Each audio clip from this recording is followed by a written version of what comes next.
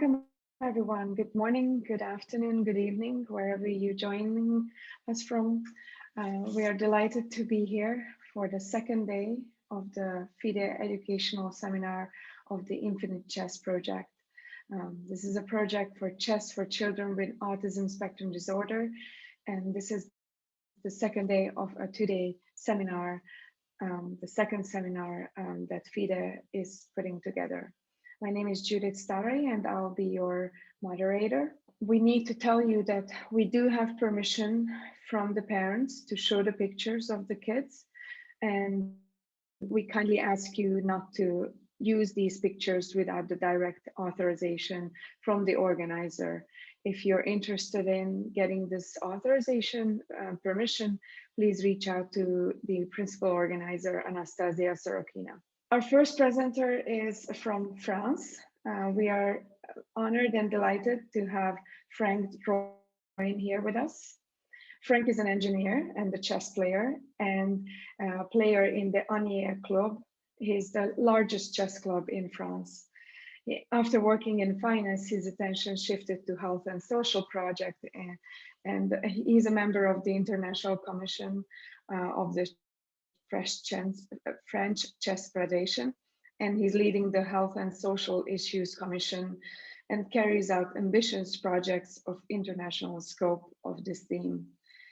He worked on laying the foundation of the programs to allow evaluation of the benefit of the game chess to delay and limited impact with cognitive diseases. He's the co-organizer of the first European Corporate Championship in partnership with the European Chess Union. Please welcome Frank. And Frank, please start your presentation. Hello, everybody. First point, thank you, Judith. First point, I would like to thank a lot the FIDE, and especially Vice President Natalia Popova, that invited us to be a partner of this beautiful program, a great program for autism. So I will speak for 10 minutes maximum to describe and to explain why the French Federation and our Commission is very motivated to be involved in your program, and concretely what we are doing with you, for you, and in France, and more than in France, maybe more international parts. I would like to apologize my friend, the Dr. Maurice Bensoussan, because he's got a airport transportation problem right now, so he will not with us, but he is very motivated, and he's a medical advisor for our association, French, and also president of French Association of Psychiatry. So, what is the French initiative to promote and support the FIDE program? The International Commission, its members are there. Éloi Rollange, of course, the key actor, our new president of our federation. Stéphane Escaf, that a lot of people know, of course, and Jean-Claude Moin is with us today. Jean-Claude was a former president of French Federation, and we worked together from 10 years to build some projects. So, first point, what is the axis of the French Federation with the chess and the health and social? So we want to develop the practice of chess by promoting its benefits for health and well-being. I will describe an example just after my general proposal. It was 5 years ago with a very high level of scientists. Also to promote the articulation between the physical exercise and chess practice. And of course, for social integration, from elderly people with young, and of course, for a lot of inclusion process that we can help with the chess activity. In the example that describes the pillars of our involvement at that subject, it was 5 years ago in one of the most important hospital and institute in Paris, specialized in neurology and scientists or medical science. The question was, chess could be a therapeutic tool. So, for instance, we've got one of the best scientists in France, neuroscientists, who described what articulation or what are the studies with surveys we can have on chess and the brain, for instance. We've got also, of course, everybody knows Natalia Popova, and the journalist. So we involved at this moment communication media. It was a French journalist, very famous in France, and also the practice with everybody knows the incredible Anatoly Weiser, that make a game without blind game. And Jean-Claude Moin, everybody knows Jean-Claude Moin also. So it was 3 pillars: scientist, communication, on practice, and demonstration communication. But the question was specifically, could we consider that chess can be a tool to prevent complications of the neurologic problems like Alzheimer and so on? We don't have any survey, scientific survey all over the world at this time, but we will build some programs for that. So what about chess for children with an autism spectrum disorder? And maybe you know that autism in France, it's a big problem, major challenges to treat it, to career people, especially young people that have autism. So we are searching right now innovative solutions. And the program that Anastasia presented us 2 weeks ago, just 2 weeks ago, it's a really, really great, because it could be, we have to demonstrate it, one of the solutions to help autistic young people to have a better life, to be more included in our society. So we are also convinced that it's a very ambitious and complex project that which requires collective mobilization of international federations. And the FIDE can consider that the French Federation will be a good support, and we will explain in which way we can help. And also because we consider with Éloi, Jean-Claude, and Stéphane that the program we had description is very professional, carried by FIDE. So we decide, and our president, Éloi Roland, we decide that we will support very strongly, and we will mobilize partners in France and internationally. We just start recently with Anastasia and her team to support your program. So first acts, we will launch the program in France next year. We are mobilizing with Dr. Maurice Bensoussan. At this time, we are mobilizing the French international scientific community for evaluation. Evaluation is very, very important, very, very important. And it's very complex, in fact, to use indicators, to define indicators, and to use it to make evaluation. It's one fundamental tool to make generalization of the program in France, also, but also in worldwide. And it's evident that we've got to mobilize also international organizations like World Health Organization, and we had contact last week, and they are motivated to be a part of. We've got to define exactly what the way of the cooperation, but they will be involved in our project. And in France, the launch of the program can make focus on 2 minutes. We are in stage of preparation right now. We've got the fund. I can't say today what the name of the partner, financial partner. It's one of the best non-profit health insurance in France. And they represent more than several millions of people in France. They are very interested to participate to the program. We learned a lot of things yesterday, and I think we've got to learn a lot of things from our partner from Belarus, Spain, maybe Norwegian, and so on. So we've got to learn and to describe what methodology we can use to build our project in France. And also with autism scientists in France, we will work on it. And the target is December 2021. We will mobilize autistic associations till February and selection of club, association, and teachers, of course, to March 22. Sorry, not 21.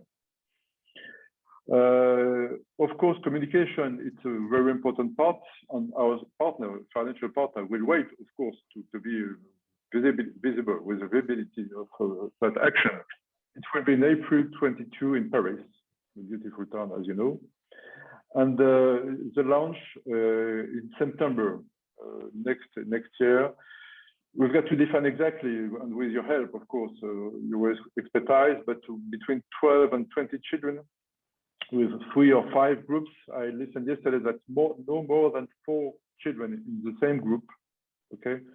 And a program on 2 or 3 sites in France, Paris maybe around Paris. And it's programmed for 2 or 3 years because we need time for make evaluation. Okay, so we are very proud to be on my commission because we'll be sorry because of some technical problems. We will with you for this program for several years. Thank you very much. We are moving on to our second presenter. They will co-present their research and their project, Natalia Popova and Alla Mishka. Let me introduce you to them. Alla is a special need educational assistant. She has more than 15 years of experience. She's trained in behavior management, crisis management, and prevention and early reading intervention. She has expertise in behavior shaping, assisting children with developmental disabilities, and she uses the applied behavior analysis. She's on the Toronto School Board, and she'll be sharing her experience on finding on teaching students with autism spectrum disorder. And we also have Natalia Popova from Belarus. She's a Women International Master. She's also a FIDE trainer, and she's a trainer of the FIDE Chess Academy in Belarus. She's the leader of a 2-year project teaching chess to children with autistic spectrum disorder called Wing of Happiness. Alla and Natalia, please start. Good afternoon, good evening, and good morning to everyone. My name is Natalia, and today I will continue telling you how I teach chess to children. And today we will start our lesson with the third topic, which is called chess notation. And this is another really important topic that helps children orient on the chessboard. And first you have to lead children to an understanding of the existence of a chess language. You can introduce that by saying that we all speak our native language, but there are other languages, foreign languages. Maybe children know about that, or you will have to tell about that. And so chess has a language of its own. And today we're going to study it. So try to get children involved, and if the children are non-verbal or can't hear you, you can show a card saying that today we will study the chess language. And what shall we begin with? First, we have to revise the notions of horizontal and vertical lines, also diagonal lines, but mainly we need horizontal and vertical lines. We need to revise it once again because this topic is hard for understanding. Children might forget something, so once again we revise what are horizontal lines and vertical lines, and after we revise that, we start noticing what we have on the chessboard besides the black and white squares. Maybe they will notice something on the demonstration board, or they might notice something on their own boards, their individual boards, and as a rule, children notice that there are figures and there are letters. And of course we start with the horizontal line because figures are more familiar to children. So what figures do you see on the chessboard? And we go along the numbers, and those who can't say anything, they just use the cards and follow, and I pronounce 1, 2, 3, 4, 5, and on children's tables there are small laminated cards with those numbers because later on children will need them to work, and if the child is nonverbal, he or she can operate those cards when communicating with me, and I have a set of cards too. So after we pronounce all the numbers and they look at the same numbers on their own chessboards, I come over to each child and show that these are numbers, and we follow the numbers in an accurate manner without rush. And after we pronounce all those numbers, we talk about why we need them. Every number stands for a horizontal line. So this is our first horizontal line. First, I outline it with my finger, and then I put green magnets on the board, and on their personal boards, children work with green chips. I'll explain later why the chips are green. And that's the way we work with each horizontal line. So I put magnets on the first horizontal line and say this is the first horizontal line. Of course, I don't like putting something besides chess pieces on the board just to avoid questions from the children, but I haven't found other suitable ways to demonstrate the horizontal lines. But everything I put on the board is magnets or the green chips for children's personal boards. And in general, I try to avoid using side objects on the chessboard. So then I put the magnets on the second line, and I ask them to tell me the number of this line. Some say the number out loud, some show cards, and that's the way we work with the demonstration board. Of course, children pay minimum attention to the demonstration board, and therefore we do a few exercises on the board, demonstration board, and then we move on to children's individual boards. I'd like to tell you that every group has 4 people maximum, and I have a tutor who helps me because I can't cope with 4 children myself. Of course, there are children who can work independently, but some need tutor's assistance or my assistance, and somehow we cope with the group. And I ask the child to put the chips, for instance, on the 5th horizontal line. So I state clearly what I need from the child, because asking them to show the horizontal line might be a bit challenging at that point. So, and once again, I say that this is a horizontal line, syllable by syllable, because for some children this long word might be complicated.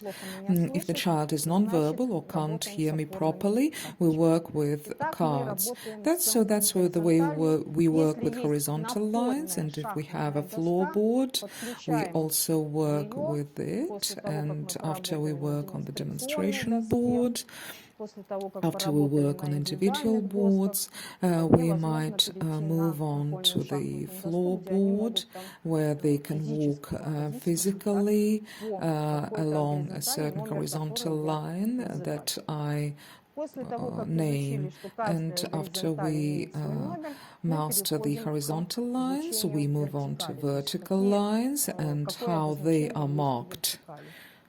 So once again, we revise what is a vertical line and to show that every vertical line has a corresponding letter.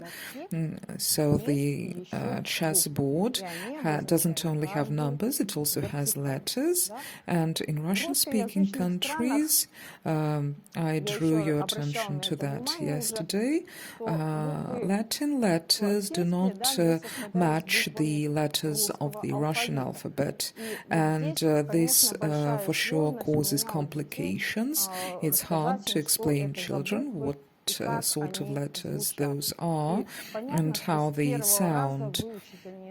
And not all children are able to master that from the first time. And lesson by lesson, I work with chess notation and call out the letters the way they sound in the Latin alphabet.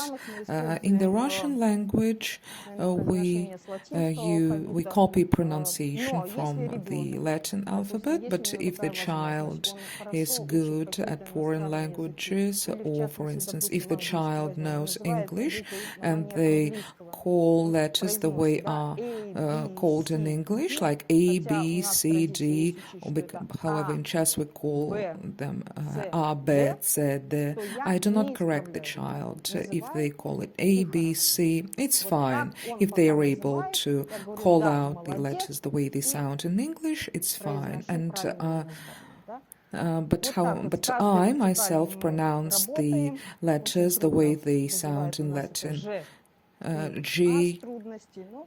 G and H might cause complications, but gradually, over 1,000 repetitions, children get to remember those letters. And after we master the vertical lines, we work the same way as we work with horizontal lines. We work on individual boards as well, and I lay stress on the work with individual boards, and that's the way you should work as well. They must be able to orient on their personal boards, and children look very much forward to individual work in our lessons. And as soon as you see that children have mastered the letters and the numbers, and you do the exercises on paper. As soon as that stage is over, we move on to the chessboard as such. So how shall we approach that? If the group can draw parallels with life and certain situations in life, if they can understand certain processes, then I introduce chess notation as an address on the chessboard. And if a child wants to write a letter to a friend, they need to write the address, or they need to write the email in a special line. And the same way, every square has its address on the chessboard. And if the children are unable to grasp this parallel, I show the squares and ask them, is it what color is this square? This is white, and this is white. And how do we distinguish one white square from another? But every square has a name of its own. Every white square has its own name, and every black square has its own name. And here I try to bring them to an understanding of the fact that we can put a chess piece, we can remind them the name of a chess piece. What piece am I holding? This is a pawn. What color is this pawn? I'll put the white pawn, I put them on the black square just for them to contrast. So what is the name of this square? And this way we learn that first we follow the the letter, and then comes the number. I'll run a bit forward. Allah will present exercises, a very good approach to mastering this, and this is the way we work. Then I put another piece on the board. I ask them what piece and what color is the piece I'm holding, and I can prompt them, is it white or black? What is the name of this piece? If it is hard for children to understand the whole question, like what is the name of this piece, you can cut it to call this piece, the color of this piece, and please name the square. And first comes the letter, then comes the number. Of course, they want to call out the number first.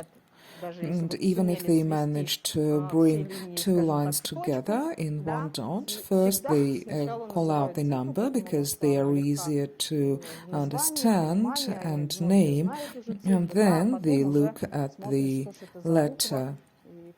What is it called, etc. If they say 6E, we say, well done. Yes, E6. So we focus for a while on the demonstration board, and then we move on to individual chess boards. And if we have a floorboard, we can also do some exercises, a part of the lesson on the floorboard. So that's the way I introduce chess notation. Then we approach to the fact that every piece has its own name and its own abbreviation. Not to write bishop, we have an abbreviation for it, and of course we have cards that show the way the bishop looks on my board, on their boards, and it has the abbreviation of the piece. I have such a card, children have such cards, and we do various exercises to make them grasp this information. Allah will show you another good exercise for that, and I introduce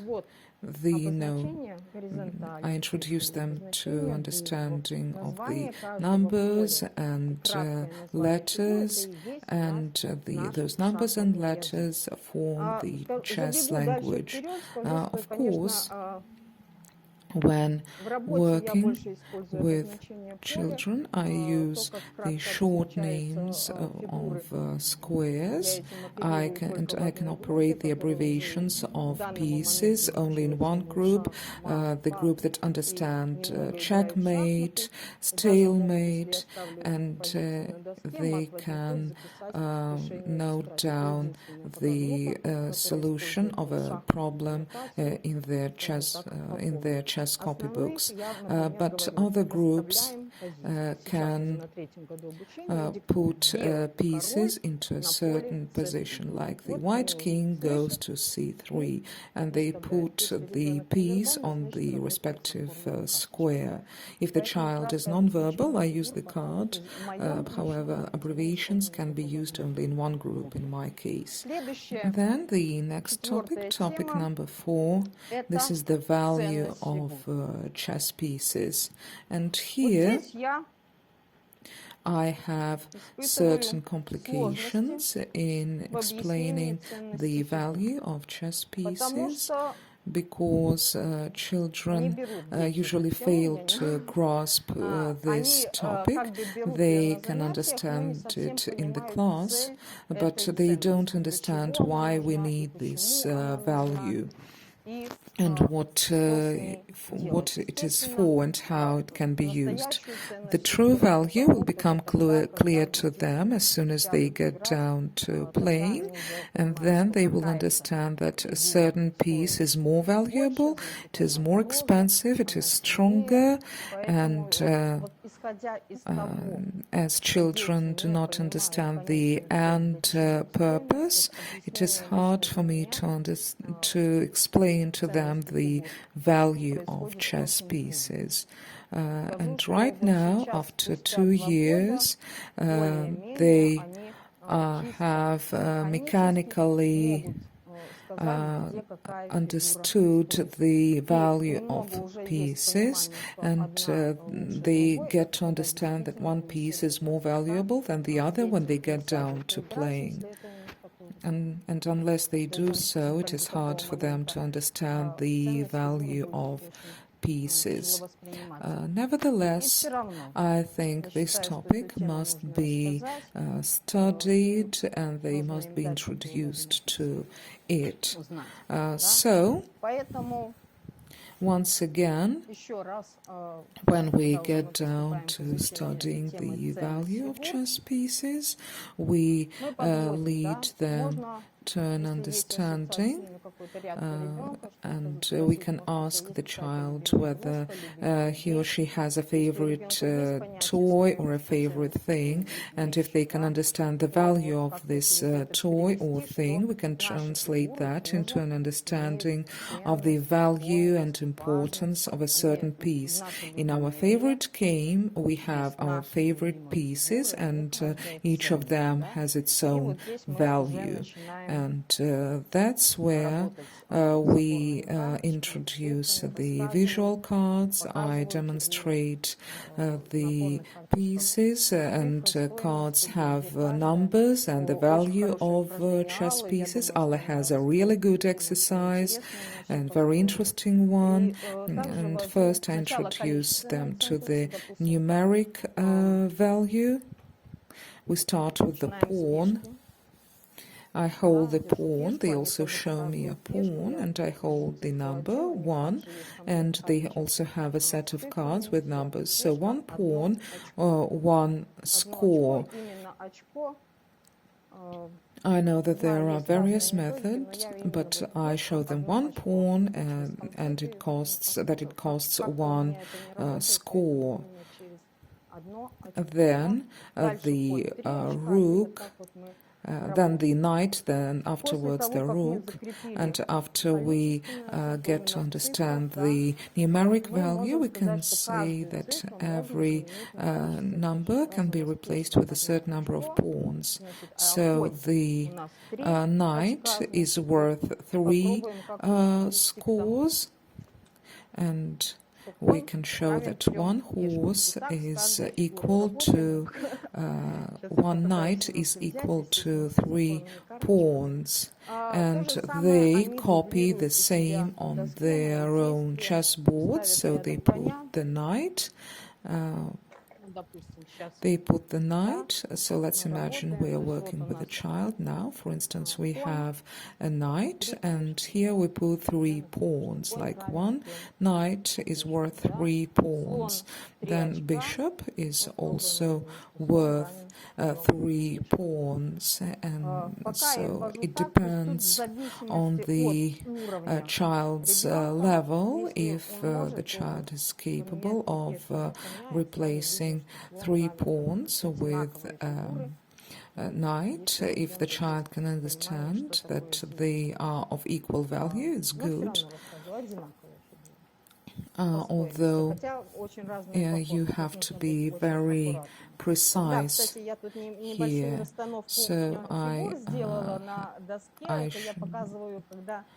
this way I demonstrate where the pieces must be kept when we start working with an empty chessboard. At the beginning, I ask them to clear the chessboard, and so I tell them that the pieces should be on the side. Some group them by their value, some just lay down the pieces. And yesterday I told you that at the beginning we put all the tables separately, and now the situation is a bit different, and between two working tables there is an empty table, and this is really handy to avoid dropping the pieces, because we work with worksheets, we have workbooks, children have files with completed homeworks, and with only one working table it is hard to place everything on one table. And to avoid stress, we have placed an empty table between every two working tables for children to put their possessions there.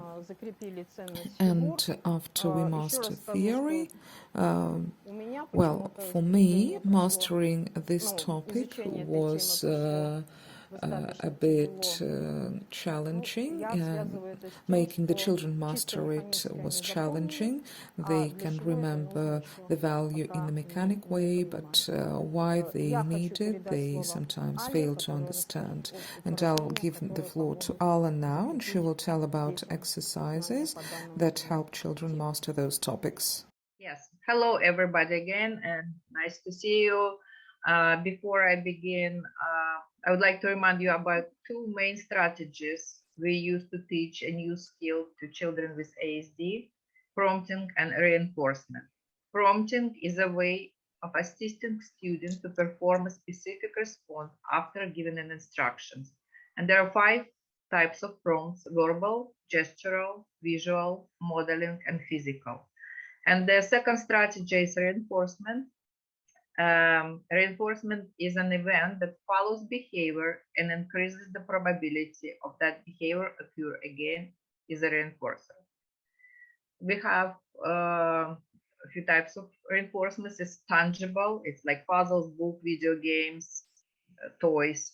Social, like examples, the good job, it's phrases, right? I'm proud of you, great job.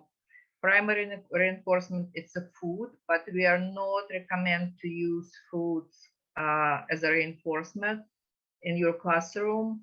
There are lots of other positive reinforcements that teachers can use that are effective and send the right message to our children. And token reinforcement, and the examples are stickers, check marks, stamps, or coins. And now we are moving to the activity 1.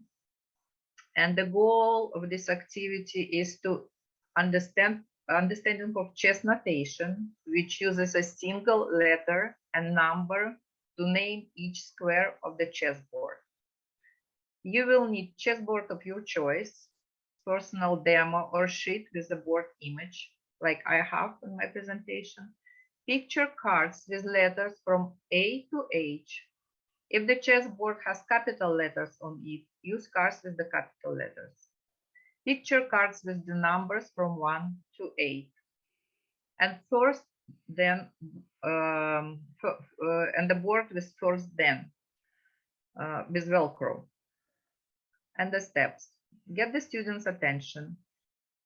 If you see on the second part of the slide, place token on the board.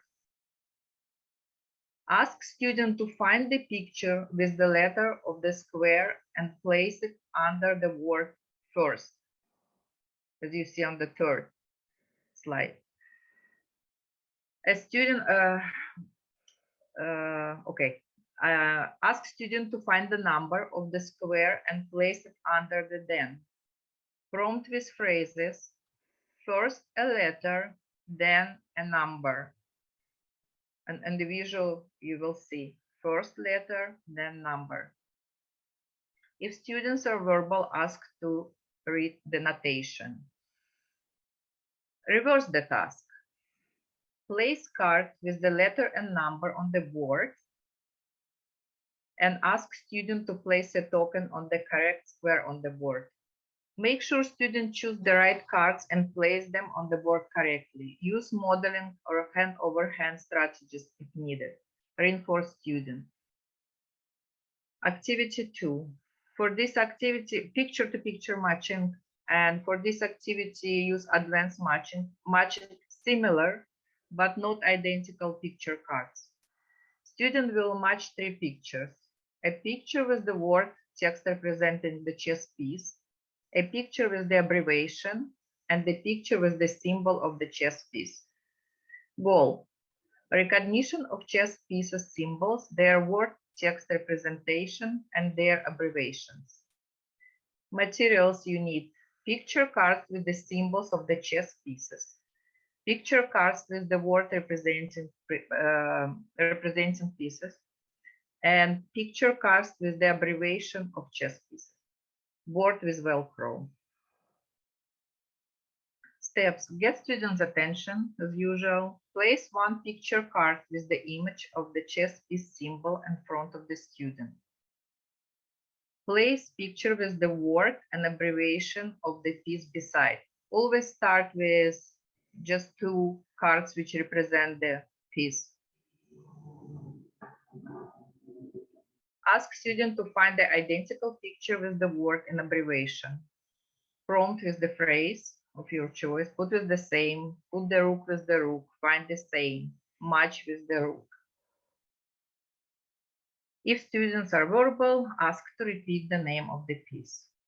When students have mastered matching 1 photo cards to the 2 other photo cards, you can add more photo cards to match.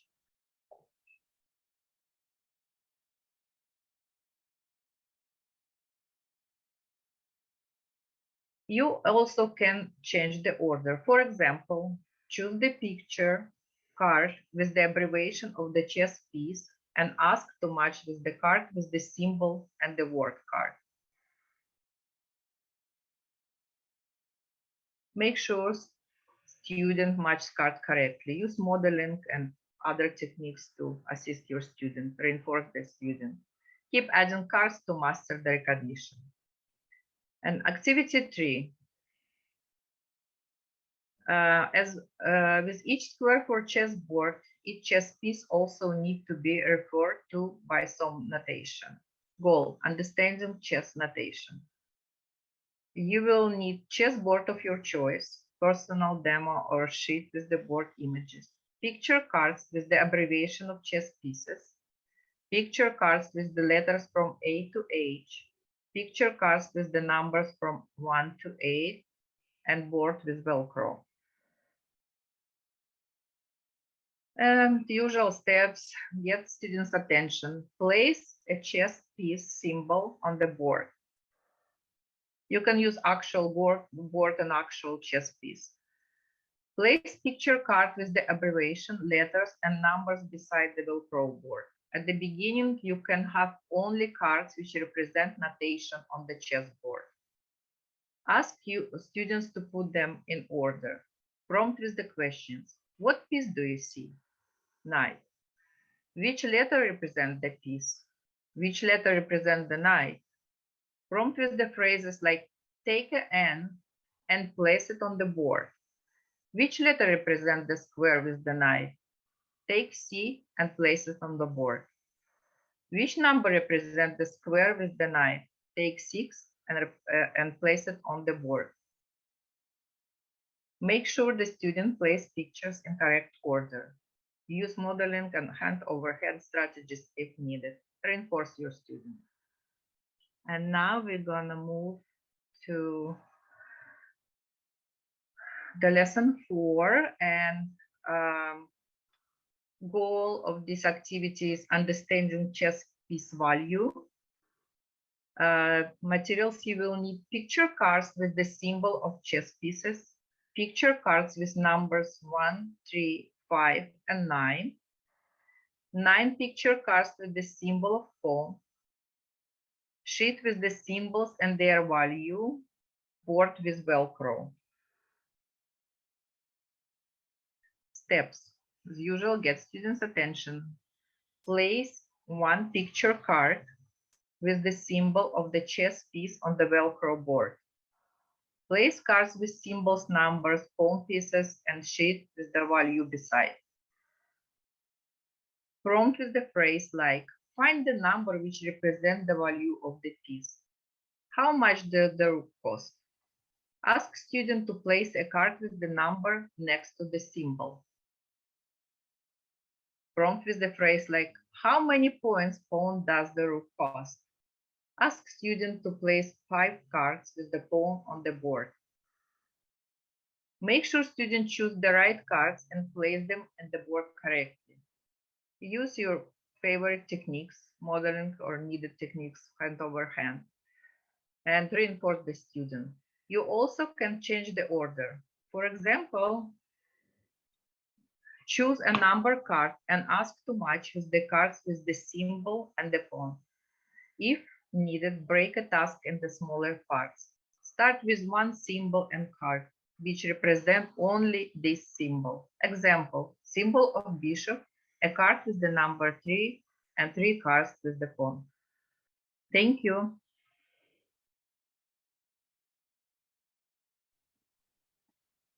Thank you, Ala. Anastasia would like to say something. She has her hands up. Yes. I just want to say a few words for all guests and colleagues that is present today. That I see a lot of questions, why we go so deep for some simple things like how pieces move, and notation of the chessboard. Because for some coaches, especially people from chess, it looks like you can do the same coaching as you do in your normal groups, like some mathematics, games with them when you evaluate pieces. I have to admit that it's a little bit, not a little bit, it's absolutely different. You have to understand that each person who has autism spectrum disorder, it's unique and very different. That's why we pay a lot of attention, and you have to be ready, that even if you explain something once, maybe you have to come back to this topic 2 times, 3 times, or even 5 times. And you have to be ready that one day she or he come back without any knowledge, so that's why it's so different. That's why we pay such a big attention for this, and it's really makes sense, to be very, how to say, sensitive for all these exercises that Natasha and Ala explaining, because it doesn't work, unfortunately, like in your chess lessons that you normally do. So that's just my small remark why we go so deep. And please, pay attention for this, because I will, at the end of our presentation, at the end of the day, I will speak a little bit more about goals. But now I just want to quickly interrupt and say why we go so deep. This is really important. Thank you. So we continue, and finally we have approached to the point when we start learning the way pieces move, and I start with learning how the rook moves and how the rook attacks. So when we study the pieces, I introduce all that for every piece. First, I introduce the way the piece moves, then how it captures, and finally how it attacks, because it is really important. So we start with the chess piece itself. We revise the material, and how can we do that? I take the piece and ask the children to find this piece. What am I holding? I'm holding a white rook. So I put it on D4, and I ask every child to put the white rook on D4. I pronounce that, and I do the same on my chessboard. And if the child can listen and comprehend and do what I'm asking, then they do so. If they can't, they look at my chessboard and copy. Any prompt is good for the child at the very beginning when they study new material, which might look even scary. and I say that this is a rook. Once again, I remind them the name of this piece. So today we're going to study how the rook moves. And before every lesson, where we need the pieces, we revise the names of lines, like horizontal lines, vertical lines, diagonal lines, so the child gets used to the board, to orientation. And if the group is rather strong, you can put the white rook on the square and ask, what square is the piece standing on? You need to keep coming back to the topics you have studied. Yes, just a moment.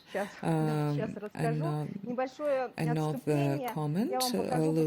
Please look at my board. Maybe yesterday I didn't concentrate on that too much, but my personal request was to have a magnet area where I can put the captured pieces or the pieces I don't need on the board. Of course, this area might be at the bottom or on the side, but for me, the bottom area is better, so it's quite convenient for me. So we work with the help of green magnets, and with the help of green magnets I show the squares where the rook can move. Why green squares? I'm also going to use red squares, showing the red magnets, showing the squares where the rook can't go. And I tell children that this is like the street light. If it is green, you can go. If it is red, you can't go. And this parallel, this reference works well for children in my groups. That's why I use green and red magnets. So first I try to show that the rook can move along horizontal lines, like one square, two squares, three squares, and to the very end. And so I work with horizontal lines first, and I move and then take away the hand. I understand that children's attention is limited, and just not to have to jump over the magnet, I show that the rook can move here, and I put the magnet to the respective square. And another magnet goes to another square where the rook can go. If I see that the children's attention is gone, I ask every child to come over and show how the rook moves. If they can they come over. If they can't, they stay at their chessboards. Sometimes the tutor helps me, and together with the child we once again make the moves. And if the child can't do it him or herself and allows me to touch him, I take the hand and push it slightly to show that the rook goes here, and I say, well done, good. Any encouragement is good for such children. And where else can the rook move? It can move here. I missed one thing. When I help them, I say, good, well done, and now please do it yourself. I ask the child to move the piece by him or herself, to get the children involved and make them move the piece themselves. So that's the way we work with horizontal lines. And I outline the horizontal line with green magnets, and then I show the same on their individual boards. I ask every child to take the white rook, put it on E3, And if they can't find the square, then we look for it together. And the same way children show with their hands and put chips on the squares where the rook can go. If the child doesn't let me touch his or her hand, then I ask them to take the rook on top of the piece, and I assist the child without touching his or her hand. And we must also understand that children tend to drag the pieces along the chessboard.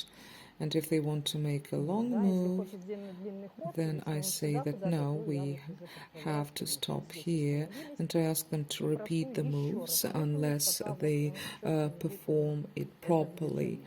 If the child doesn't let me participate at all and doesn't want to make the move, then first I show the movement and then I ask the child to copy the movement. And that's how we work until we learn that the rook can move to any horizontal square on the horizontal line. In the same way, we work with vertical lines. We master this knowledge on the big chessboard, but the main focus goes to individual chessboards. If we can do so, we use the floorboard. We can put a big rook on this floorboard and ask the child to stand on the square where the rook can go. And if you want to revise the markup of the chess squares, you can also revise that. Another important point when studying the pieces is drawing the child's attention to the fact that the rook can't jump over the pieces of its own color. So the white rook cannot jump over white pieces, and that's when we start working both with green and red magnets, and we show that the rook can come this way and this way, so we get to understand that. I'll try to find more magnets. I think I'm out of magnets, and then I show that the rook cannot jump over this piece. It can't stand by this piece and it can't jump over, and we put a red magnet there. In Russian we have a small poem about that. Red means no way. Красный свет, дороги нет. This is a basic piece of knowledge, and if the street light is red, you can't cross the street. So that's the parallel I use, and as a rule it works, because it's a basic rule of life. So the rook can't jump over the pawn, and so it can't go this way. We have cards with diagrams, with my explanations. Every child has a card of his or her own, and every child will take this card home and work with it. It is also a prompt for their parents, so from lesson to lesson they accumulate such cards, and so they get a set of guidelines in a comprehensible way, because for some parents chess is also quite new. And we also have to teach parents. Then the next thing we must transit to is the fact that the rook can capture pieces of different color.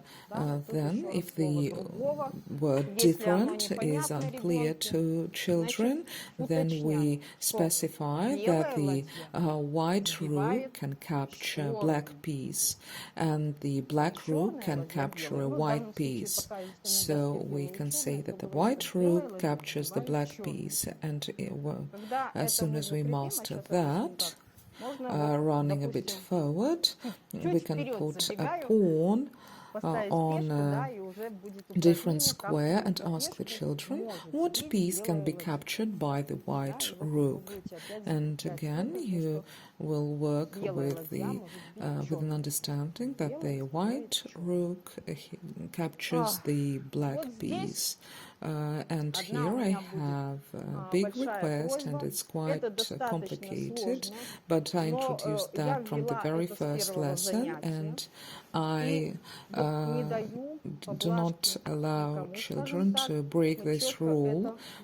In chess, we capture with only one hand. Of course, when you tell that the pawn can be captured, for you this move, capturing, is quite easy. And if the children can concentrate and see the way you capture when they approach the board or work with their own boards, it will happen with the help of two hands. With one hand they will take one piece, then use another hand for the other piece. But from the very first lesson we have a rule: capturing is done with only one hand. I will show that on the personal board, because on the demonstration board it is even harder to show. So the main part of skills development comes on the table chess board. And how do we teach children to capture with one hand? First we tell that this is a rule. Of course, it's hard to do, and we drag the rook to the pawn and remove the pawn with the same hand. So the rook hits along the horizontal line, and then we remove the captured pawn with the same hand. And that's what will happen in the first lesson. And some will laugh. Those who do not like loud sounds or will be challenged, but you must be ready to that. Of course, you may try to take precautions, but in general it is unrealistic to prevent this. But I do my best to teach them that we only capture this way. We approach the piece, or we hold the pawn just to somehow fix the pieces on the board and not make them, not let them fly away.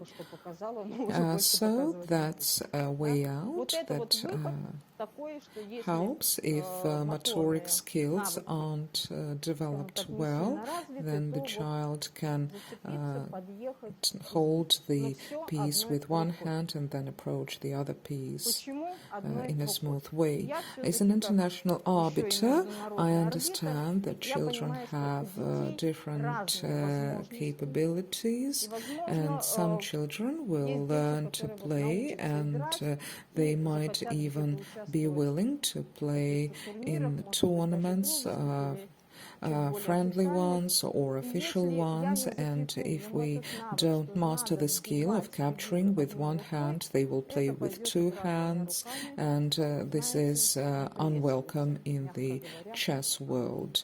So please be attentive, and whenever possible, I stress that when we practice capturing, we must look at the way children do that, and and capture with one hand.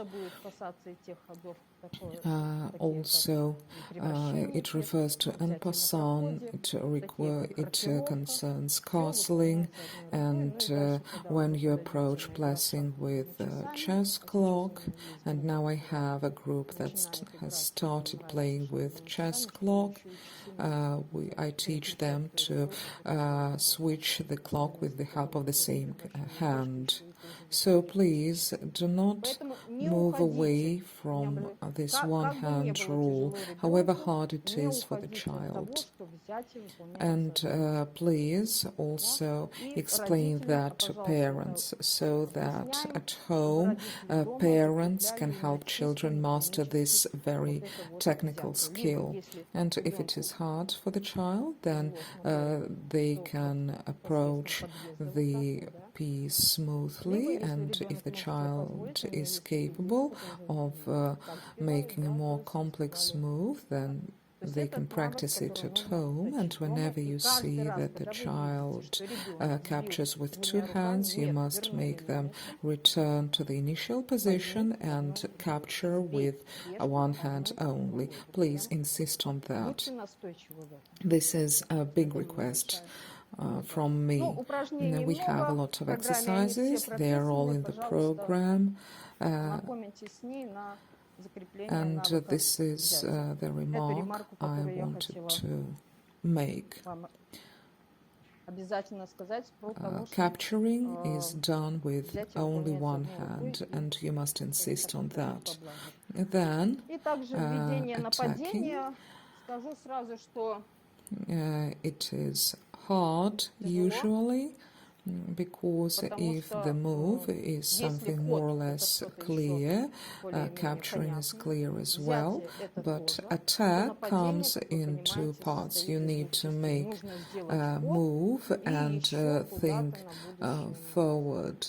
If the group is capable of drawing parallels with other games or situations in life, some children might be able to do that. You can draw parallels with other sports games.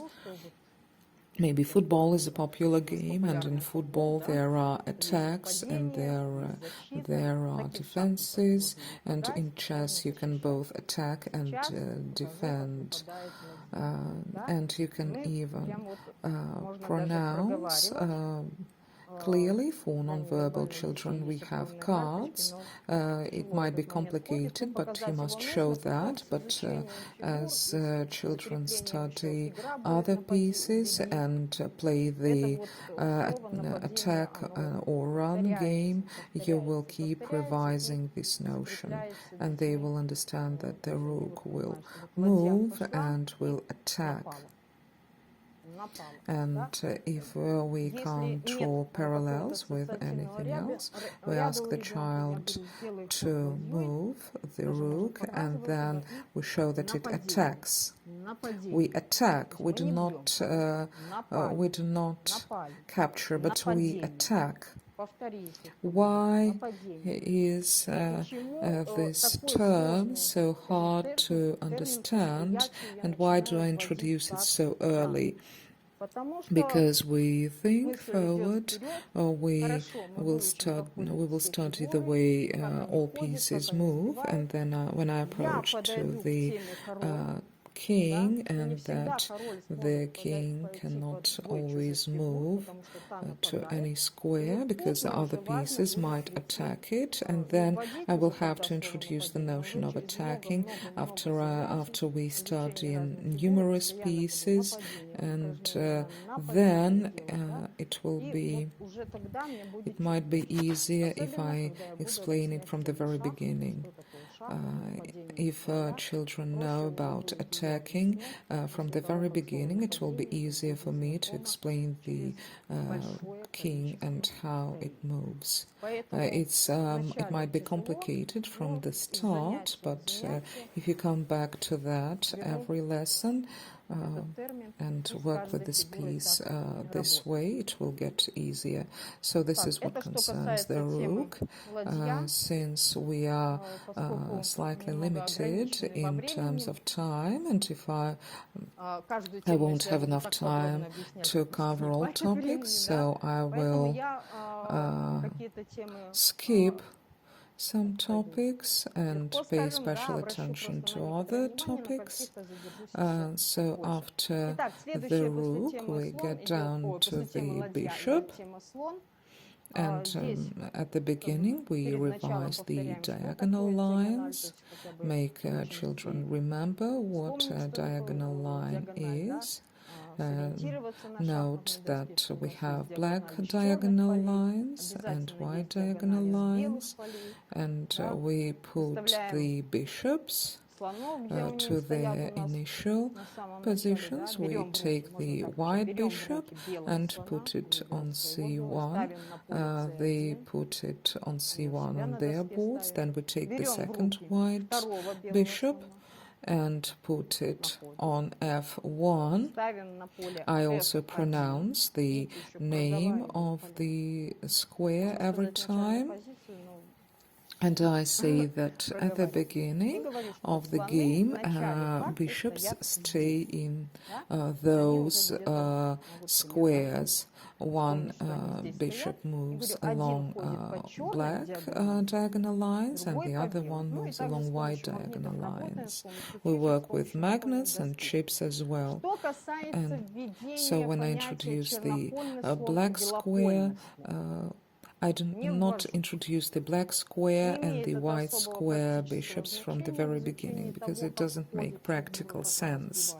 They confuse children, and so at the very beginning I don't even mention that. If the children start playing, which is our ultimate goal, we then introduce that notion when they master all the foundation knowledge.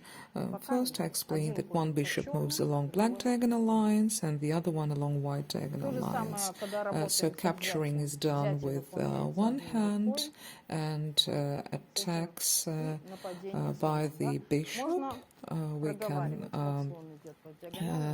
comment on the way the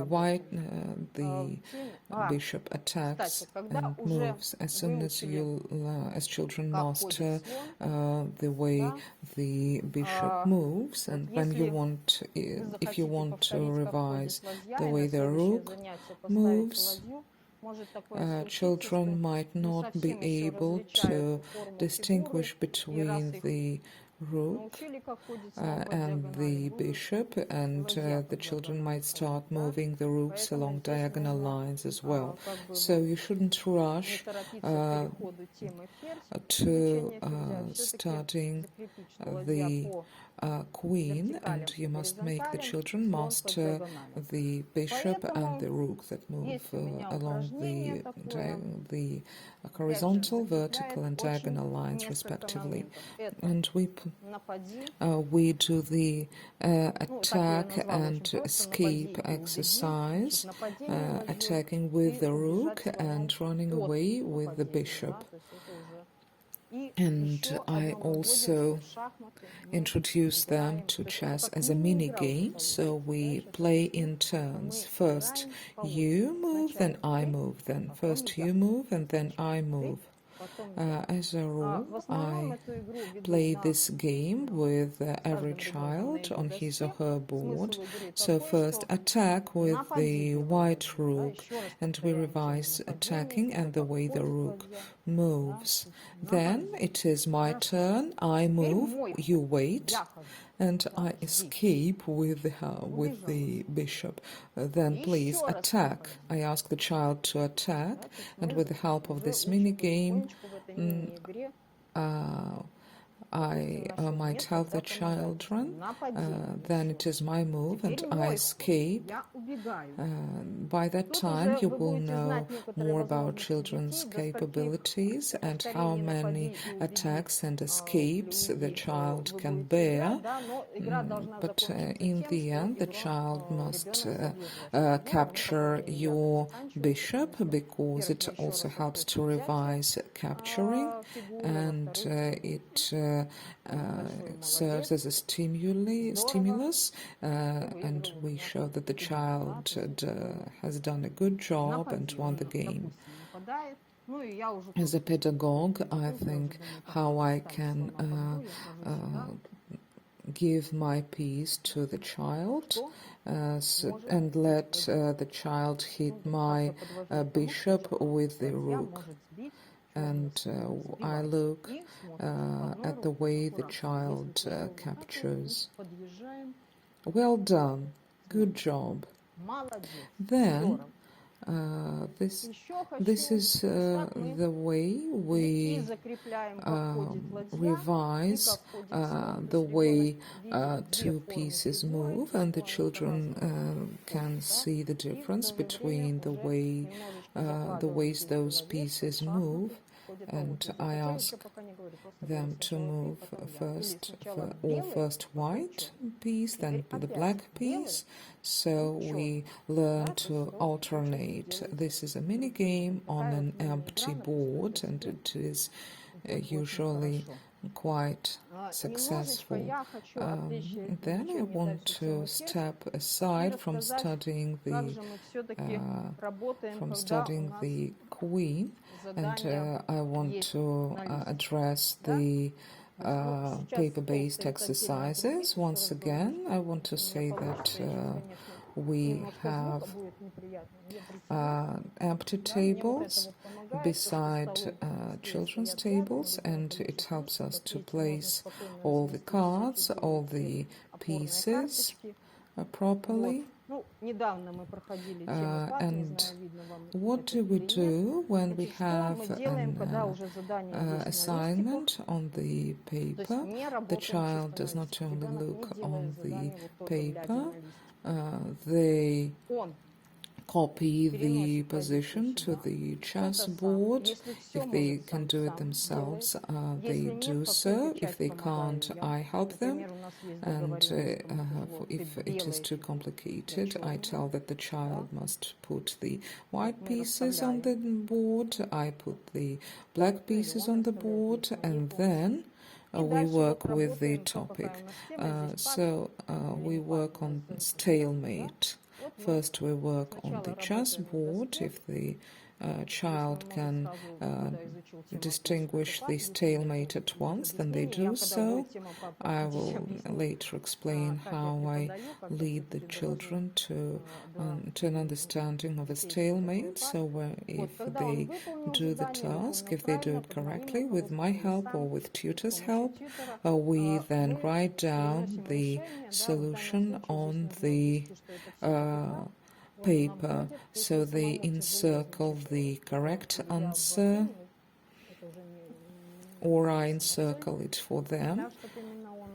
Then I say, well done, good job, so this is the system we have, and I put a plus on the paper. So this is what we do with every exercise. You see, we have 4 exercises on one sheet. This is enough, and I encourage the children with stickers. As they progress, they collect stickers, and depending on the child's capabilities, they can collect more or fewer stickers, and then I encourage them, and parents encourage them as well. So they adopt those stickers very well, and if they do the task on the demonstration board, They also have files. If they allow, I can put the stick on their file, and they also collect those stickers. So let's get back to studying the Queen. Just a second. So the same applies. We work with green magnets and with green chips, and how. So let's get back not to the queen, but to the bishop. Yeah, how the bishop captures, and we capture with only one hand, and we do not use the king in those exercises because the king cannot be captured, just not to make children think that the king is a regular piece. So once again, let's get back to the rook, and we teach the child to capture. Then the next exercise is, for instance, I put the pieces this way, although I understand that the child cannot make two moves in real chess in a row, and we have a straight exchange between white and black pieces, and we say that white pieces and black pieces alternate, but this is an exercise, and here the rook can attack all pieces.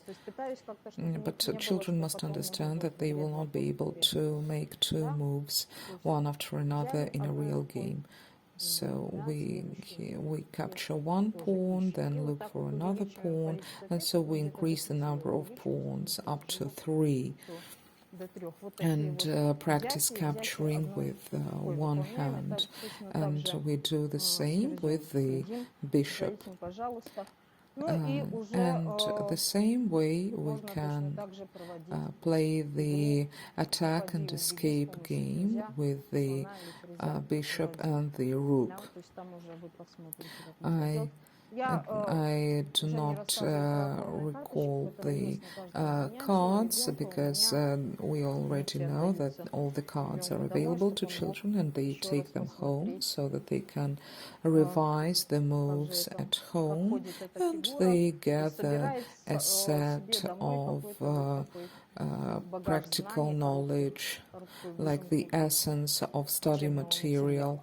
So the bishop and the rook are quite similar, and when I talk about attacking and attacking the pawn, I ask them to move along the horizontal line and attack along the vertical line, move along the diagonal line and attack along the vertical line. So we move again along the diagonal line and attack along the vertical line. So these are nuances. Attacking is really hard. Then I want to move on to the knight, and here clearly before I studied those topics with the children for the first time, I had no materials on those topics, so I had to invent accessible ways of explaining quite complex notions. And I'm also a trainer for regular kids as well, and according to our tradition, in the Russian language, the knight moves along the letter G, And it seemed to me that this explanation will be rather complicated. And when I wrote the program, I understood that we have participants from multiple countries, and this Russian letter will be meaningless for them. They have a Latin alphabet with the letter L or else. So in the program, we wrote that the knight, let's put it in the center, that the knight moves one square forward along the vertical or horizontal line, and then along the diagonal line. So that's the way we move the horse, or the knight, the way it should move. And so we move it one square forward and then along the diagonal line. So this is the route I outlined in the program. But if you have a different traditional explanation that might be more clear to the child, then please use this explanation. If children can comprehend letters, or if you can draw parallels with the letter L from the Latin alphabet, you can do so, but that's the way I explain. And we will have more exercises for the rook, because for the knight, because the knight can jump over pieces, and it seems to me that such an explanation, like one square forward and then along the diagonal, it is quite clear to children and they can comprehend it, because showing with an arrow might not work so well, and children already know by that time that there are vertical and diagonal lines.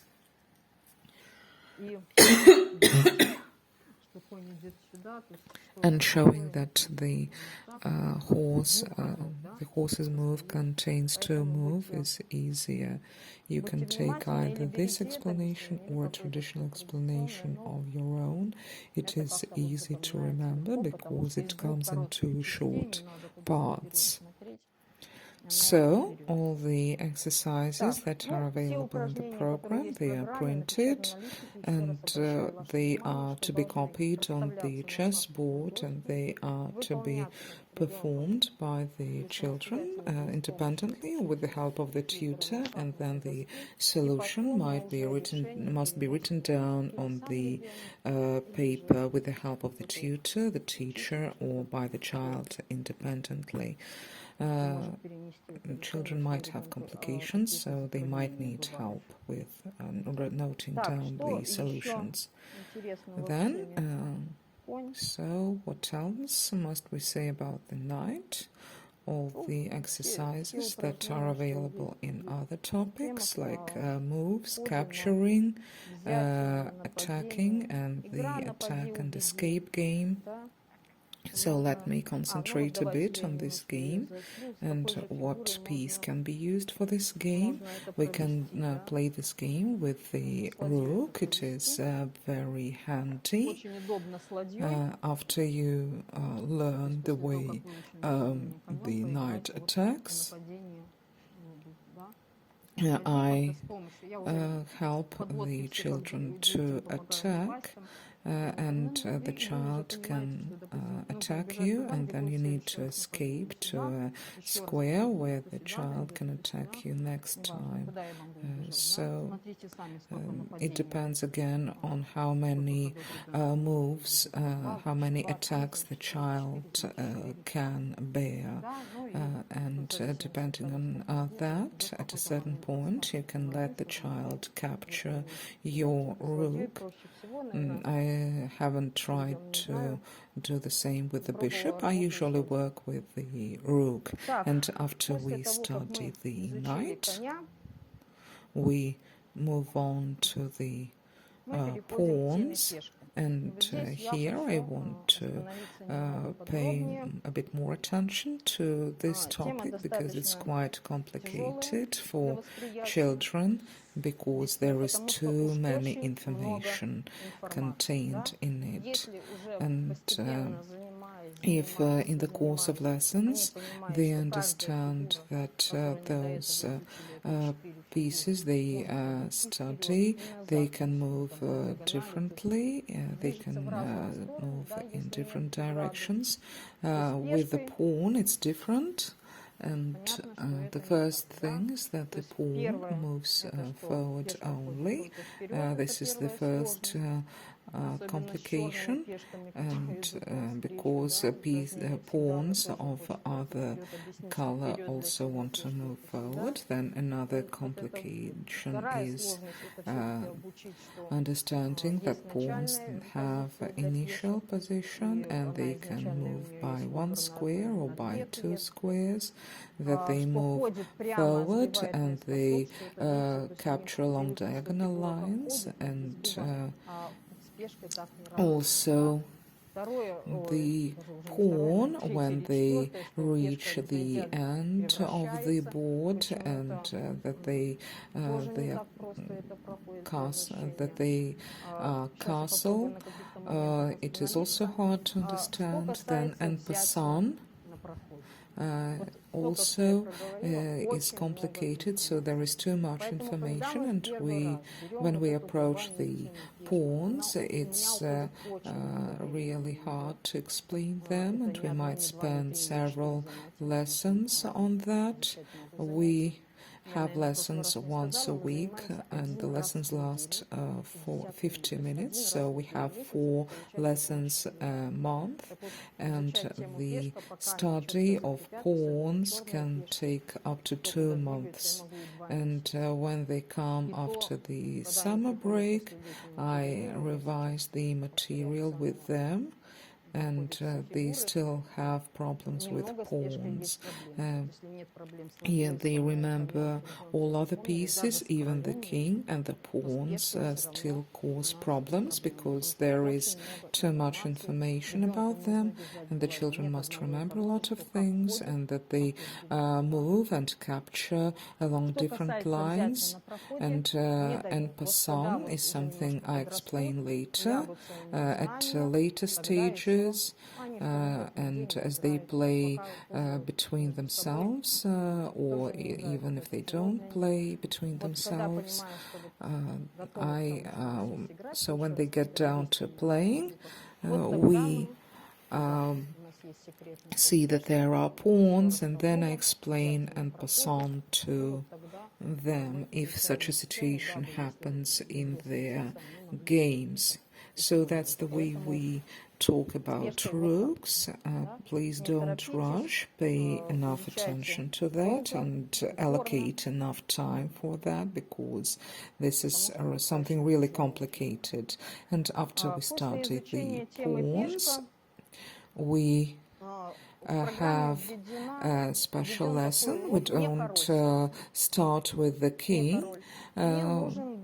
Before we transit to the king, I need an introductory lesson. I needed to somehow lead the children to an understanding of the king, and I have a topic that allows me to maintain the knowledge the children had received earlier.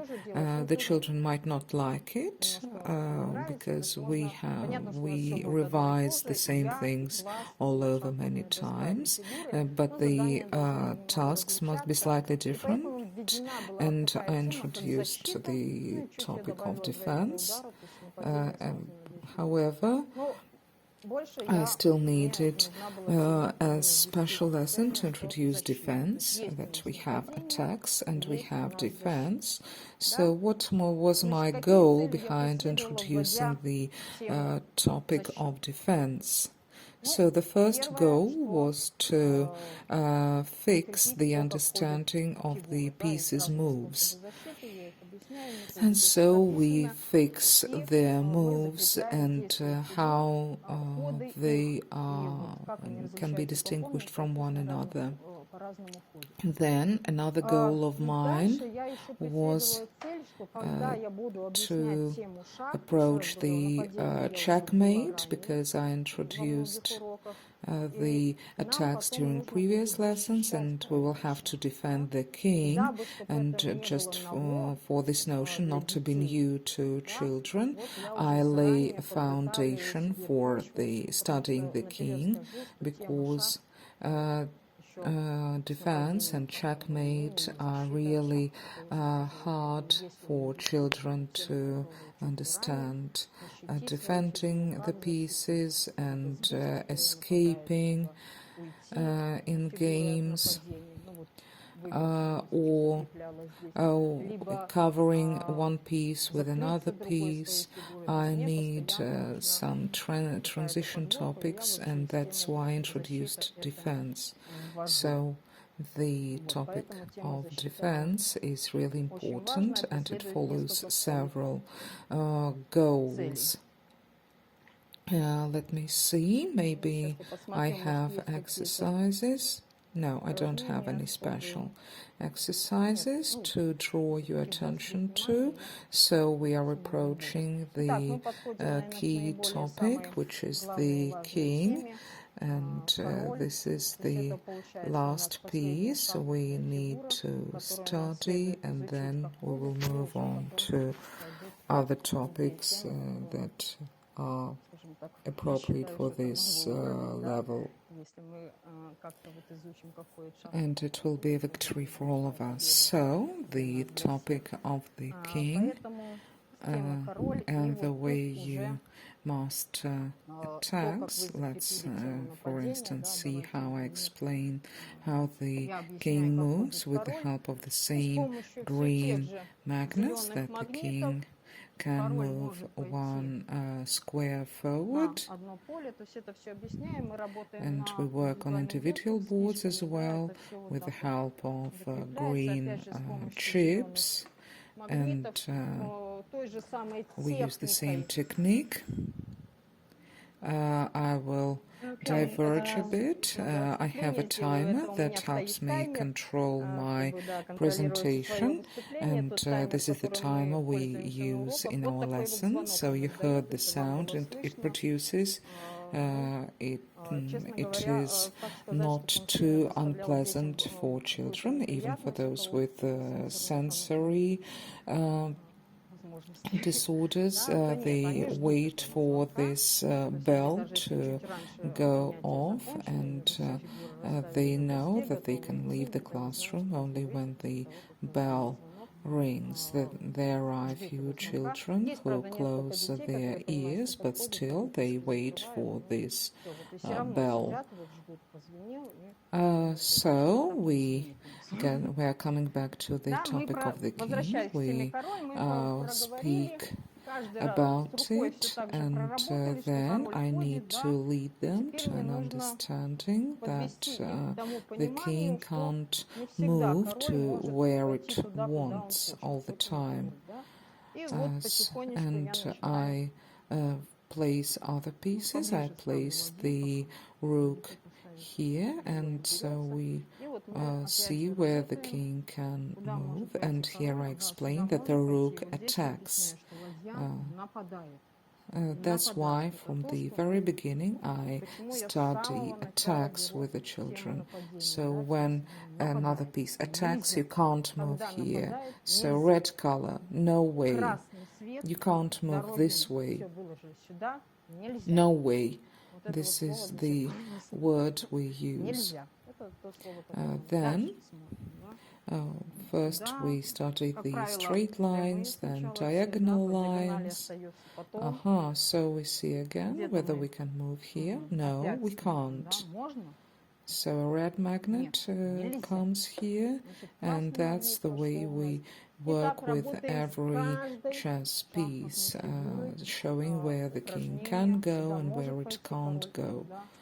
So these squares are available, and then we see whether another square is available. Yes, no, sometimes they try to guess, but I show that they can't, like this, because this piece will attack. You can't go this way.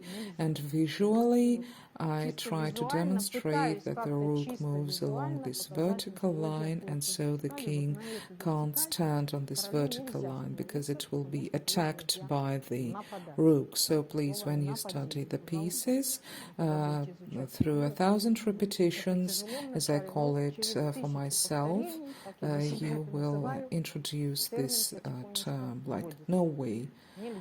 Another specialty of the king when we come to capturing. So first we start with simple things, how the king moves and how it captures, but we all understand that not every piece can be captured by the king. We have an exercise. I'm really sorry to distract. And here we introduce the notion, the topic of defense helps us with that. And we study the defense with the knights, and so the king can't capture a piece that is defended, the piece that is protected. We study all that in the topic devoted to defense, and we can't move on to studying the king unless we master the topic of defense. When we come to the Russian language, just a moment. All right, we explained that the king can capture only the piece that is not defended. So this is what we should pay attention to when studying the king. All other methods are outlined in the checkmate section, in the castling section, and in checkmate you need to explain that this move is made with one hand, and checkmate is connected with defense. So I outlined the methods to approach this topic. Just in a few minutes I will within a few minutes I will tell about stalemate, and drawn game, and the game will end at a certain point as any game.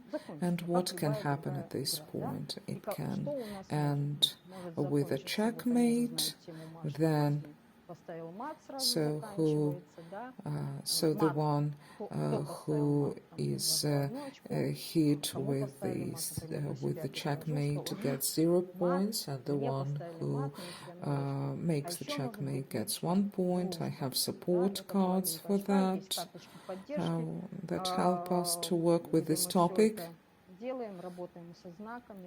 I do not introduce the terms of winner and loser.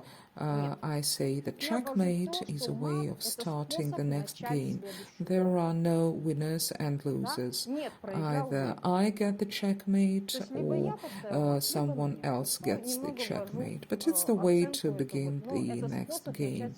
So we also have a stalemate, and then I tell about the stalemate, and I have demonstrated some exercises. And the next topic, topic number 16, which is interesting in a way when children are willing to play. This is the rules of the game with the help of the clock. And now I give the floor to Allah, who will tell us about that and the exercises she uses for this. I will present you a social story. I just would like to give you a little hint for that, because Natalia was talking about teaching kids playing using one hand only. One little strategy: you can ask your student to put his or her other hand in the pocket and keep it in the pocket. In this case, he will be able to move the chess pieces with one hand. And before I begin presenting the social story, I would like to remind you that autistic kids have high need for predictability. To decrease anxiety before the game, if you're gonna play a game, create a social story or ask parents to create a social story and ask parents to read the social story with the child couple days prior the game, and you can read it before the game will start in your classroom. And now let's move to the social story. Chess game, playing rules and etiquette, social story. Today I will play a game of chess. Before the game begins, shake hands and say good luck. During the chess match, remain quiet and concentrate on your game. Think before you touch. If you touch one of your own pieces, then you must move it. Remember, each move must be made with one hand only. If you want to touch a piece because your piece fell down or it was moved for its square, tell your opponent, I adjust. During the game, you will use a chess clock. Every move you will press the button on the clock on your side. When your opponent makes a move, he will press the button on his side. You must press your clock with the same hand you move your chess piece. Next slide, please. At the end of the game, shake hands and say, good game. This is the example of the social story. You can create your own. You can use actual picture of the students who will participate in the game. Be creative. Thank you. Thank you so much, Ala. The next presenters are Dr. Lilith Karapetyan and Dr. Anna Charchan. Dr. Lilith Karapetyan is a senior researcher in the Chess Research Institute at ASPU and a PhD in psychology and a lecturer at the Department of Special Pedagogy and Psychology in Armenia. And Dr. Anna Charchan, she's a researcher in the Chess Research Institute at ASP. She also has a PhD in pedagogy and a lecturer faculty of special and inclusive education at the Department of Speech Therapy and Occupational Therapy in Armenia. Welcome, everyone. Welcome, ladies, and please start your presentation. Thank you, Judith. Dear Infinite Chess Seminar organizers, dear participants, it is our great pleasure to be provided this opportunity to be part of the team who has been working in the frames of this wonderful initiative to develop and adopt chess lessons for children with autistic spectrum disorder. Thanks to Natalia and Ala for their work and effort for children with ASD. And now my colleague Anna and I are going to present you about some activities and exercises that are elaborated as support to the materials taught at chess lessons to children with ASD. These activities are aimed at development and support to development of some concepts that are important in chess learning, plus in development of cognitive functions. These activities describe the purpose, what is necessary in the instructions. The activities can be considered as examples that can be modified by including more steps or making them complicated if the student masters it or interested in that kind of activities, or their cognitive development level is more than the described one. The purpose of this activity is development of ability to follow the instructions. Sorry, I will just make it this way to show the whole screen. The purpose of this activity is development of ability to follow the direction of an arrow, follow simple instructions consisting of one step, etc. Direct attention to necessary attributes, in this case, the arrow. Then we have the what we will need for this activity. For this one, we're going to need floor chessboard, big printed long or short arrows and or arrow stickers or sticky tapes. And instructions say to have allocated the arrows on the floorboard in different directions. Then the teacher stands on one side of the chessboard saying, I follow the arrow, and goes on the direction the arrow shows and stops when the edge of the arrow ends. Then the student stands, or the teacher says the student to stand on the arrow and says, follow the arrow.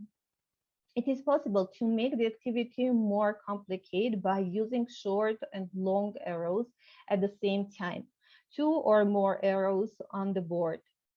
At the end of the activity, if the student manages it, reward them.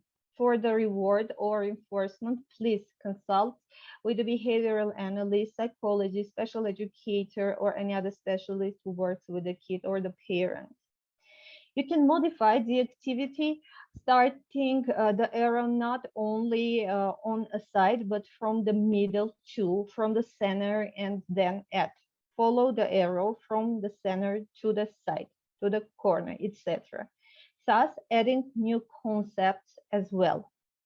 But it is preferable to teach a concept by different activities to allow the student to generalize it to other situations and objects as well, as the student with ASD may identify with a certain activity or object, or to implement the already mastered ability in another activity. Now Anna is going to present you some more activities. Anna, please. Thank you, dear Lilith. Dear colleagues, now I will present some activities that you can use during your lessons. The activity which I will present now is about concept center. For this activity, the purpose is development of the concept about center. For this activity, we need a square sheet of paper and red pen or pencil. The teacher folds the sheet of paper to get a triangle, then folds to get a smaller triangle. Then the teacher tears off the folded corner top to get a small hole and opens the paper and shows the center. The teacher traces the cut off part of the paper with the pen, then says center. Then the student is invited to show and to say center. If the student work with rewards after a successful pointing, repeating reward. The activity can be repeated as many times as necessary to master. The next activity is about concept center, central fields. The purpose is development of the concept of central fields. For this activity, we need a chessboard printed on a sheet of paper, red pen or pencil. The teacher draws line diagonally on the printed chessboard from one corner to the other corner and makes a bold dot where the lines cross and says center. Then the teacher encircles all 4 fields around this dot, shows and says central fields. Then it is recommended to draw the diagonal lines from a corner to another on another printed chessboard, and to give the pencil to the student, draw the dot and encircle the central fields and name them. If it is difficult for a student to repeat, the teacher does the same activity together with the students and gradually leaves the student to do the steps independently. Then the student is invited to show and repeat if they are verbal. Central fields. Activity 4 is about black and white. The purpose is development of the concepts white, black. For this activity, we need a drawn or printed sheet of paper with a square with unfilled fields and a black pencil or pen.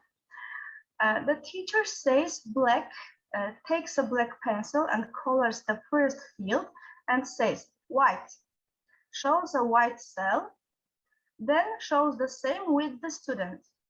The student gradually is allowed to do the activity independently. Gradually complicate the activity coloring and naming more and more fields. The teacher rewards the student when they have done the instruction successfully and independently. The next activity is about chess pieces, black and white. The purpose is development of the ability to differentiate white and black chess pieces. For this activity, we need 2 boxes of white and black chess pieces of white and black colors. The teacher locates the boxes in front of the student and says, arrange the chess pieces by colors.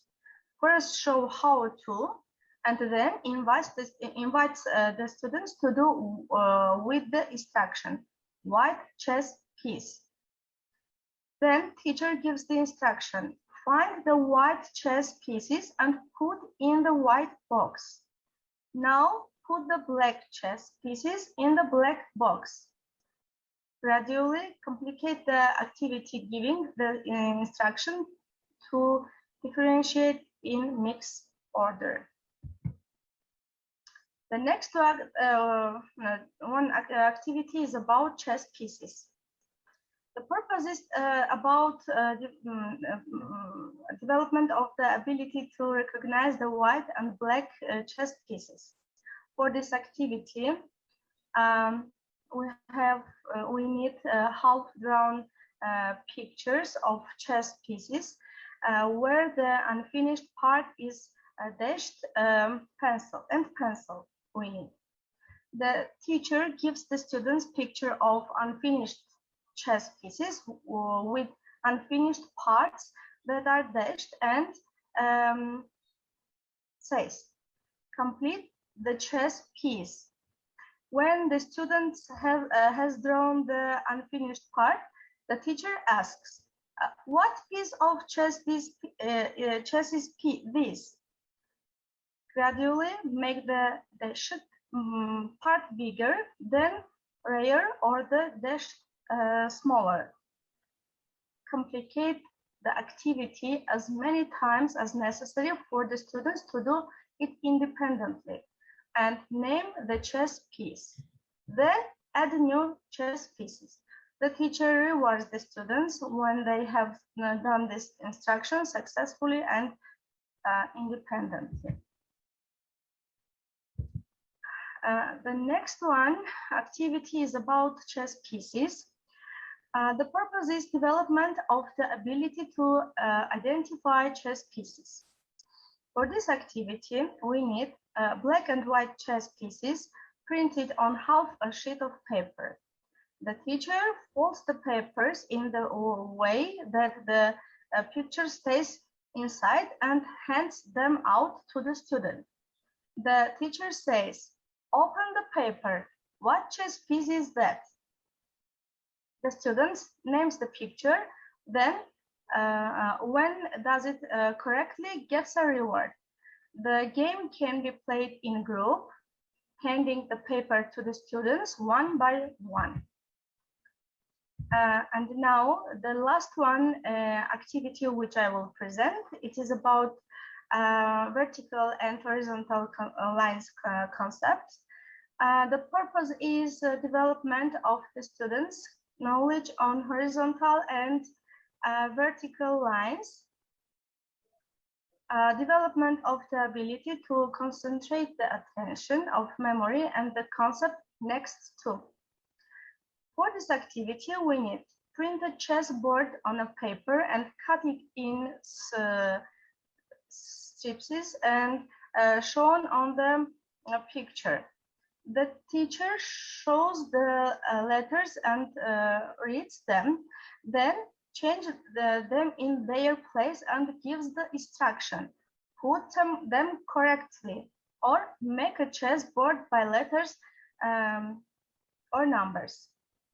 If the student is verbal, they should say the letter one by one when putting the strips next to each other.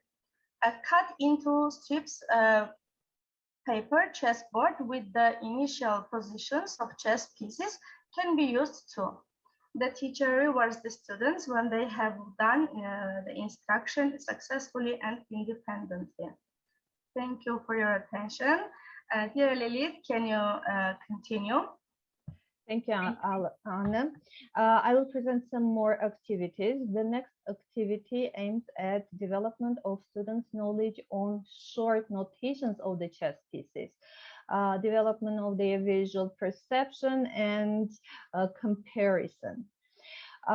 This is a modified type of a test that is called correction sample.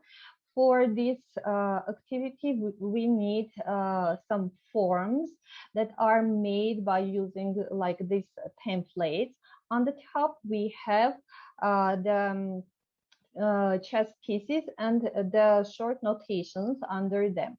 The student has the instruction to go one by one through these chess pieces that are drawn under here, and to write under each one the short notation that are shown above. But if this activity is hard for the student, you can start with only one chess piece, then complicate it by adding the 1, 2, or 3 chess pieces.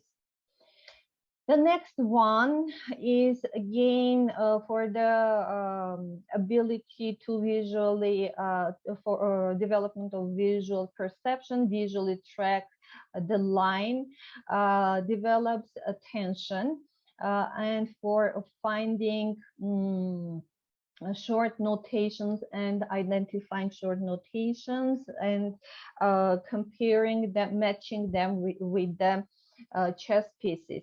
On one side of a paper, we have the chess pieces. On the other side, we have the short notations, and the student has the instruction to make paths to the short notations. You can complicate this activity as well by adding more chess pieces and their notations. The next sub-activity is a little bit hard type of this one, but I want to make a remark that using this kind of activity, you should be sure that the student already knows the correct short notations of the chess pieces. In this case, on one side you have the chess pieces, on the other side you have the short notations, but you already make the lines, the paths to the notations, but make some mistakes, and the instruction is to find the mistake. But again, be careful with this kind of activities. If the student doesn't know the correct one, initially giving this kind of activity can make them to memorize this this kind of mistake. Now a few more activities about development of cognitive functions, including chess part. Mixed pictures. In this kind of activity, you can have printed on a paper different objects and noise them with some lines, but using among pictures a chess piece. And the instruction is to find objects, to color them, and to show which one is a chess piece, name it. You can complicate the exercise by using more and more objects mixed with chess pieces or more lines. You can start with one line, then noise the objects with more lines. The next one is aimed at development again of attention, visual perception, memory, and ability to compare. For this activity, we need a form by this template, and where we have chess pieces, and the student has to go one by one, finding a pair for each chess piece and circle them in a color. You can complicate this exercise by adding more and more lines or using this kind of activity when the student has to find a chess piece when it doesn't have a pair. Again, the student should go one by one through them, circle their pairs, and then identify which one doesn't have the pair.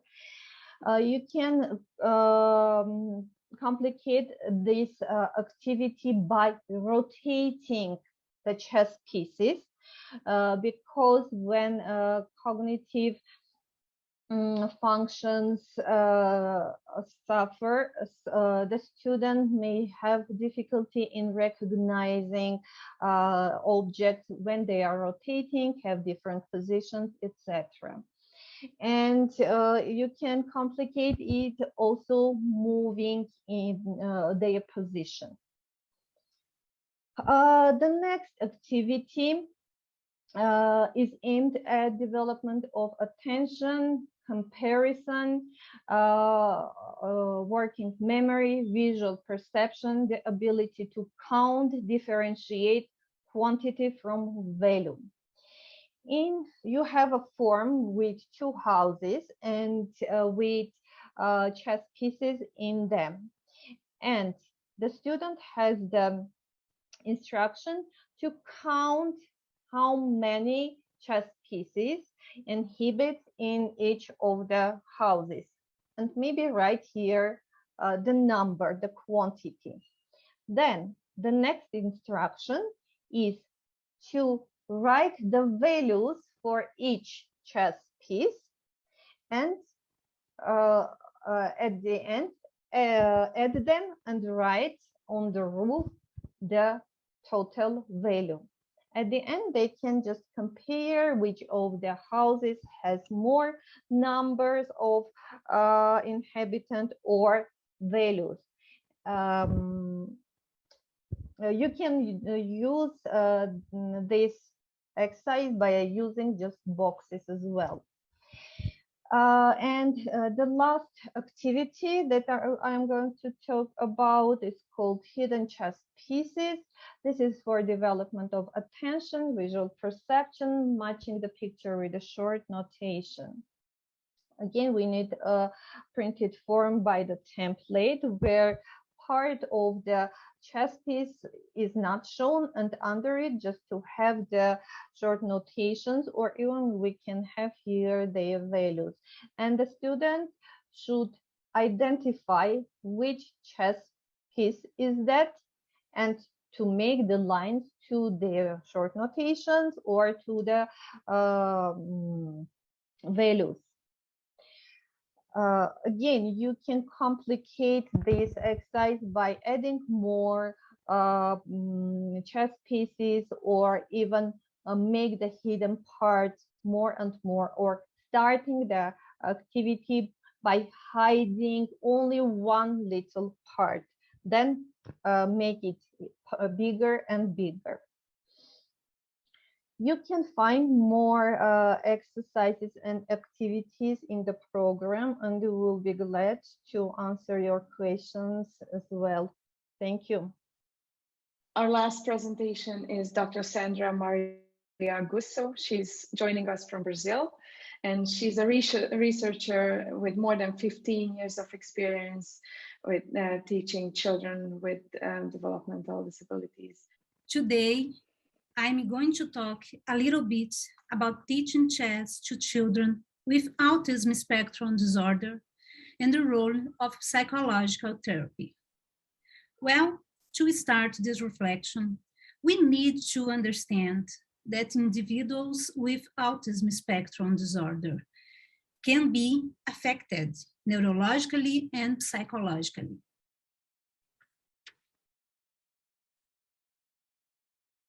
The neurological aspects affect the speech and the memory, as well as others, depend on the person's degree of autism.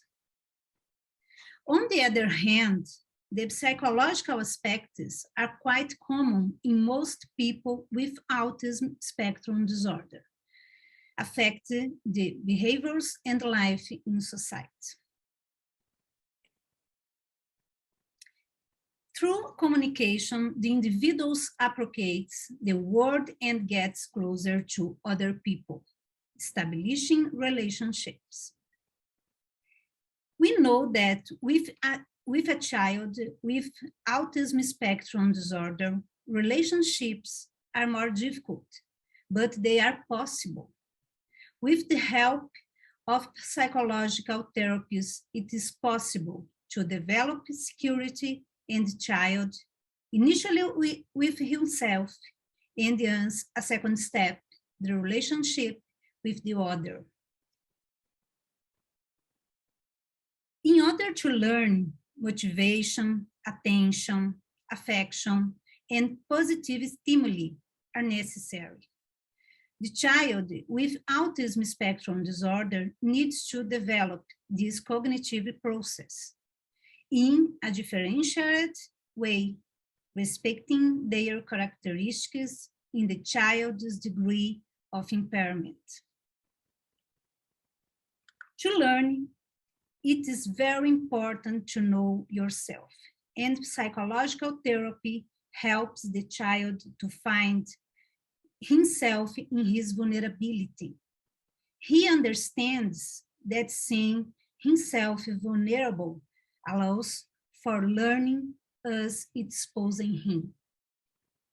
When the autistic child learns chess, we can see the joy of discovery, because it doesn't just mean learning a game. It means autonomy, security, and control. When teaching chess to autistic children, it is necessary to consider using a multidisciplinary approach, adapted pedagogical tools, and step-based learning. Another aspect on that I need to highlight is related to the importance of research on autism spectrum disorder when we dedicate ourselves to studying something.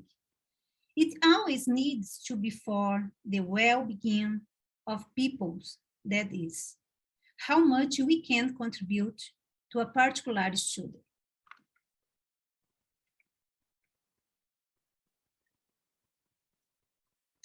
In addition, we always need to observe the ethical issues related to research. This needs to have the consent of the participants and go through an ethics committee, especially those that involve some experiment.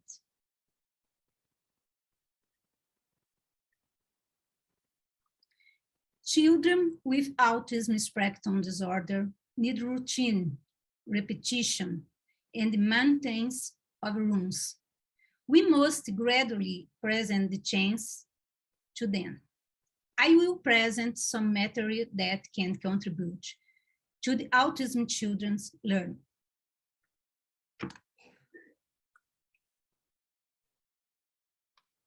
Before starting a chess class, it is important to know how the child is doing.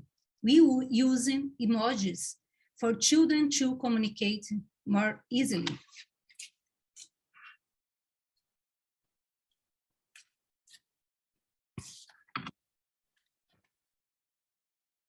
Every 20 minutes of activity at the beginning of learning is indicated some relation, lighter or strong.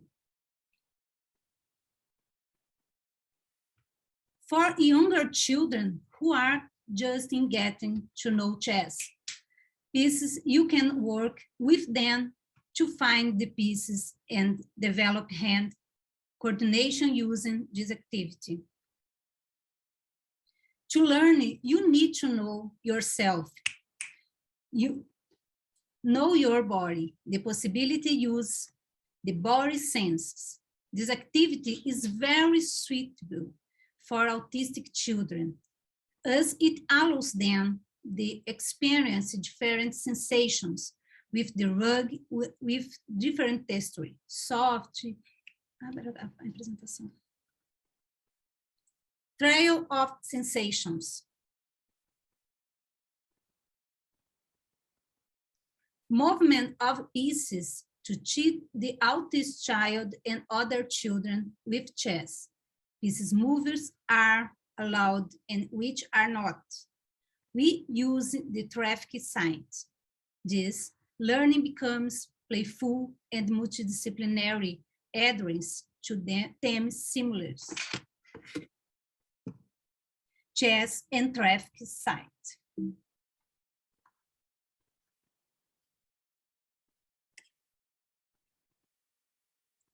Test-based learning.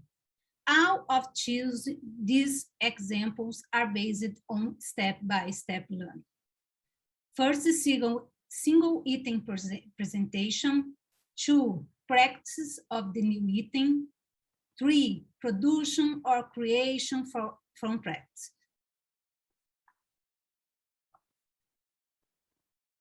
Stage-based learning can be applied to all children. For children with autism spectrum disorder, some adaptations are needed. The images below are of people with autism and people with other difficulties. Step 1. My graduate student in pedagogy presenting the chess pieces to a student with autism spectrum disorder and deaf. He used Brazilian Sign Language, Libras.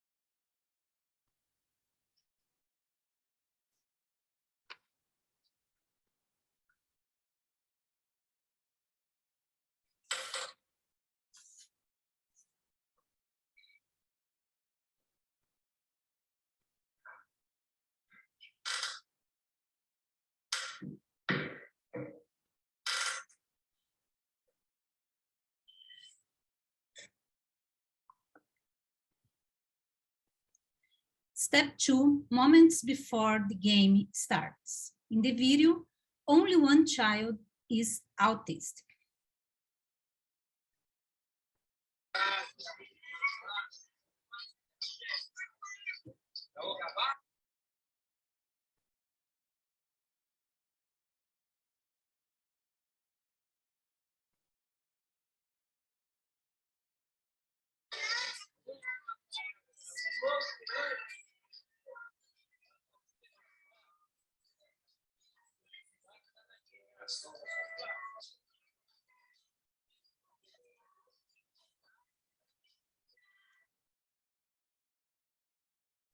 The next image represents step 3, and the highlight is the richness of details of the chessboard produced by children with special needs, including autistic children.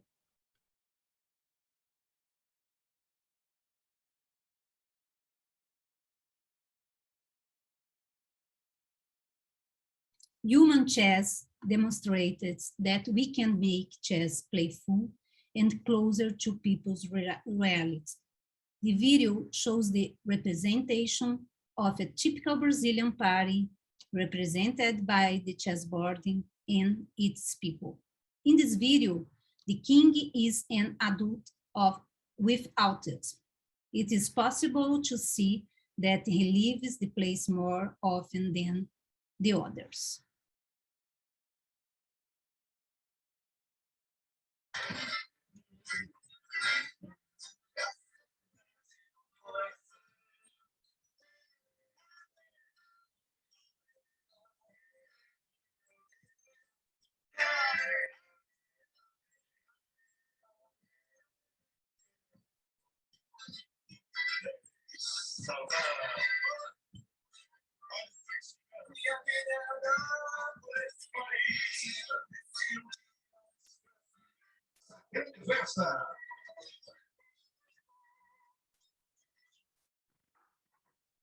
Step 3, chess for the visually impaired.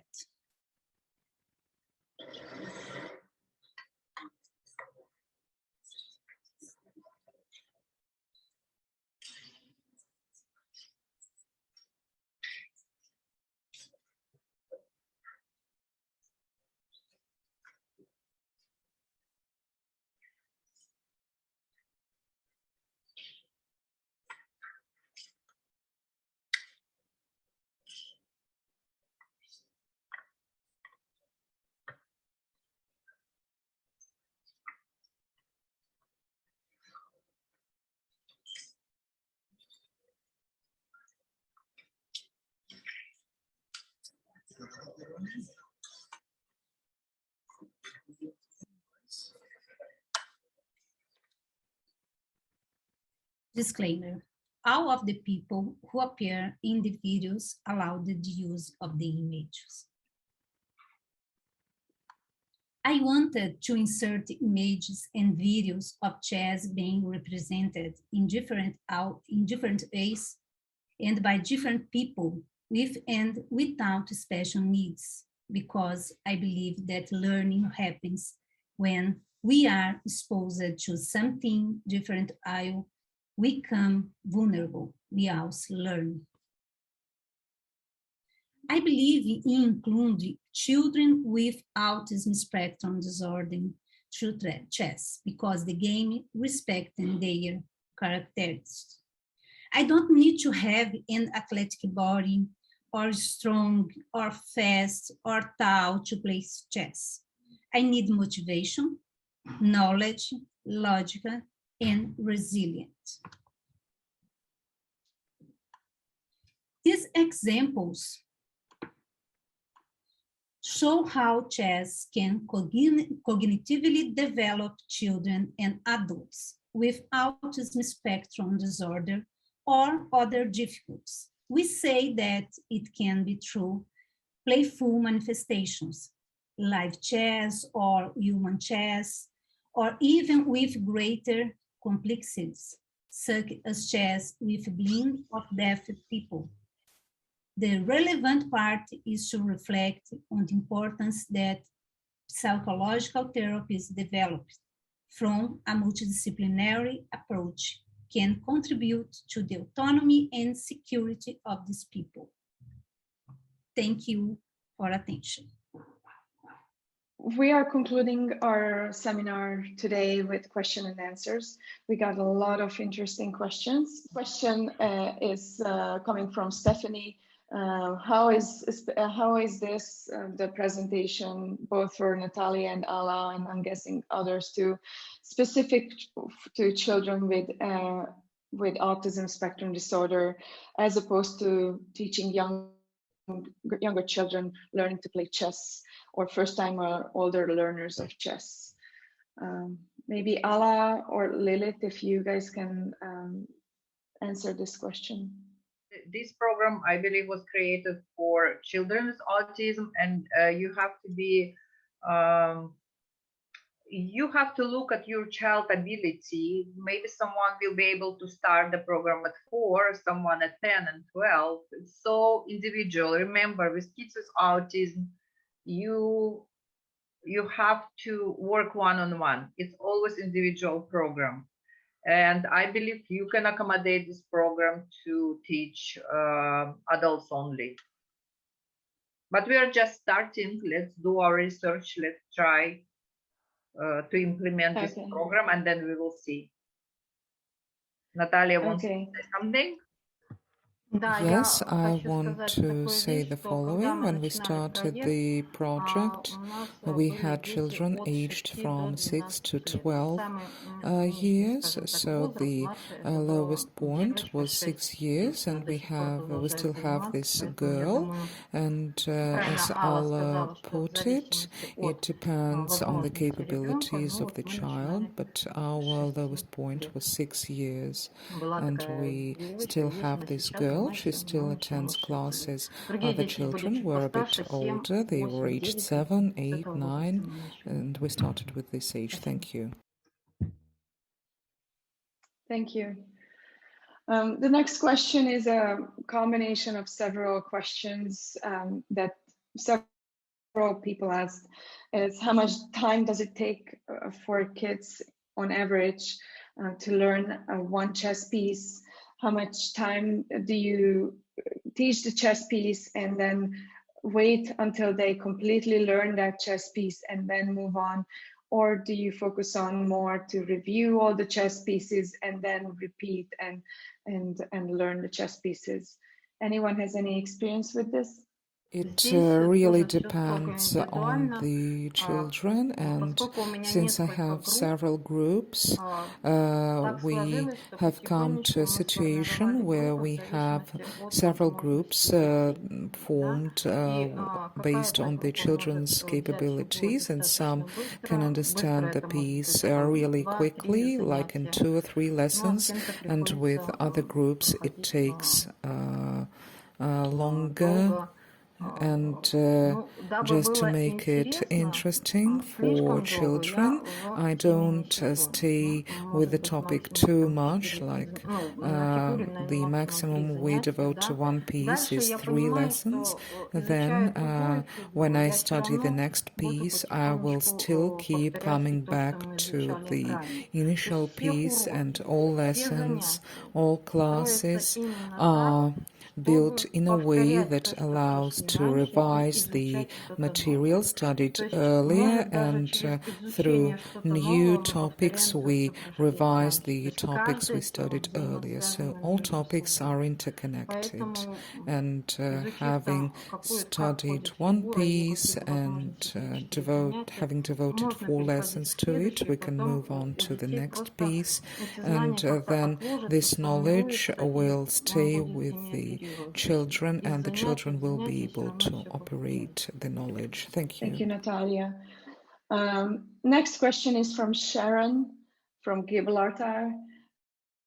She's asking, do you separate your classes by motor skills and ability, or do you take all abilities as a broad base?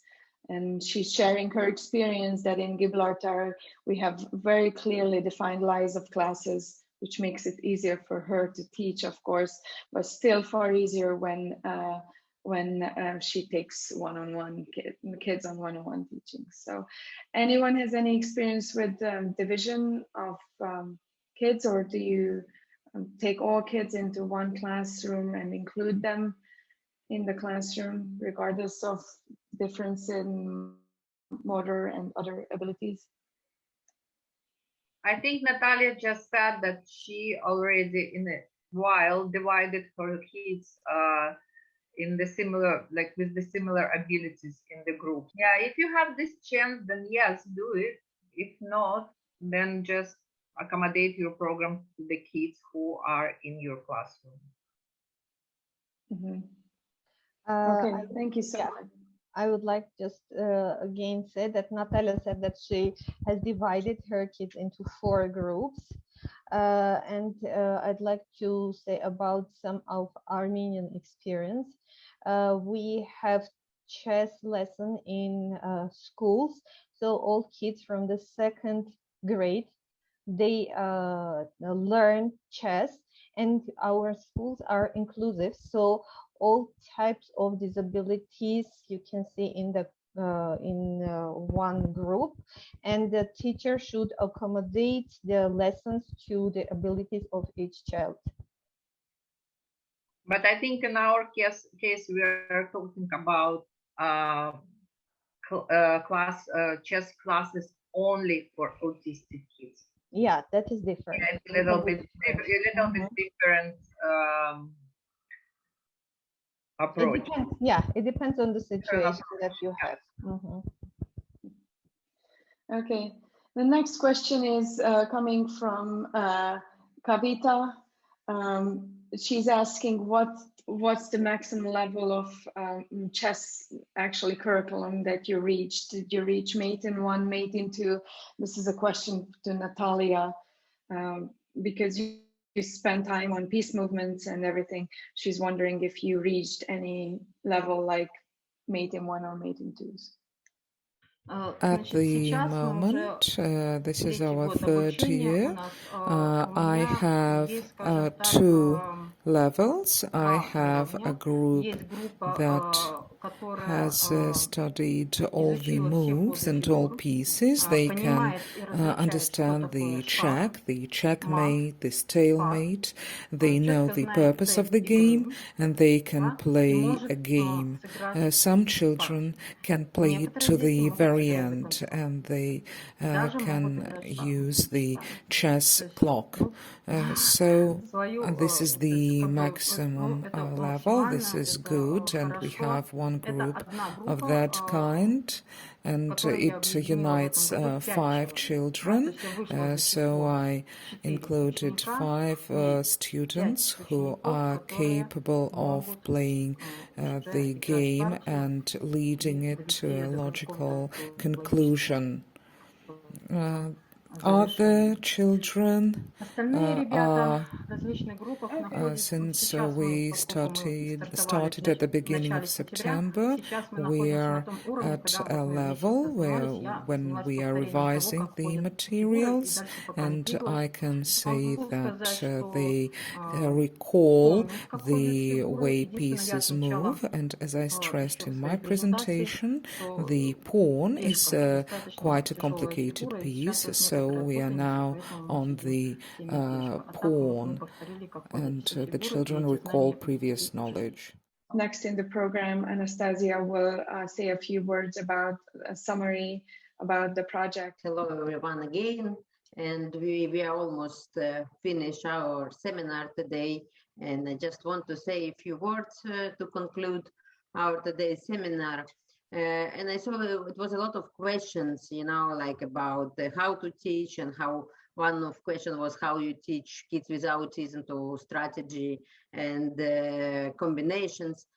But as I already said, you know, this program was developed especially for kids with autism spectrum disorder. And this program will be available in the FIDE website. It was translated for 2 languages, you know, and Russian and English. So you will be free to download it and to use it. But first of all, I want to tell about a little bit about goals. That when you teach kids with autism spectrum disorder, you have to pay attention for some main goals. And as first kind of goals, it's social interaction goals. Second one is communication goals. Also, we have, it's many, I will not go deep. This everything what we was discussing during those 2 days. Another kind of goals, it's behaviors goals. And the last one, it's play skills goals. But you have to understand that each person, or some of them already know this, some of the kids with autism spectrum disorder, it's a special case. As Natalia said already, you know, so she said it's not take for me, I don't spend a lot of time for each piece, like 3-4 lessons. But you can understand if you teach kids in a group, like, you know, in your chess club, for one piece, normally you need, okay, 1 lesson, or you can cover 2 pieces in 1 lesson, maybe night a little bit longer. But with such a kids, you know, you have to understand and you have to remember always that for each kid, each goal would be a big success. You know, like if one kid learn how to play chess, it's a big success. If one kid just remember how pieces, the name of the pieces, or another one how pieces move, it's already a big success. It really depends of the kid, and the goal would be very, very individual for everyone. And the programs that we developed for you, you can find answers for all questions, how to teach kids with autism spectrum disorder. And our colleagues today also present a lot of exercises. Some of them is good for autistic kids. Some of them, as they said, they are with people with disability, and you always have to know the stories inside, you know, that the kid with autism spectrum disorder, or it's also with some other disability, like or maybe it could be hyperactivity. So you always have to learn what is the story, and to work close with the parents. What else I want to say is that after this seminar, we are planning to start few pilot projects, as Frank said today. So one of them will be in France, and one more we are really hoping to have in Norway. And we will be very happy if you give us feedbacks, and we can select a few other federations who has organizations and federations, you know, who is willing to start this pilot project that we are planning to run for 3 years, and with researchers, and after 3 years we can have clear answers for the questions how chess helps to kids with autism spectrum disorder. Thank you so much for your attention, and thank you for your time that you coming to us, and we are planning to have more seminars in future as well. Thank you.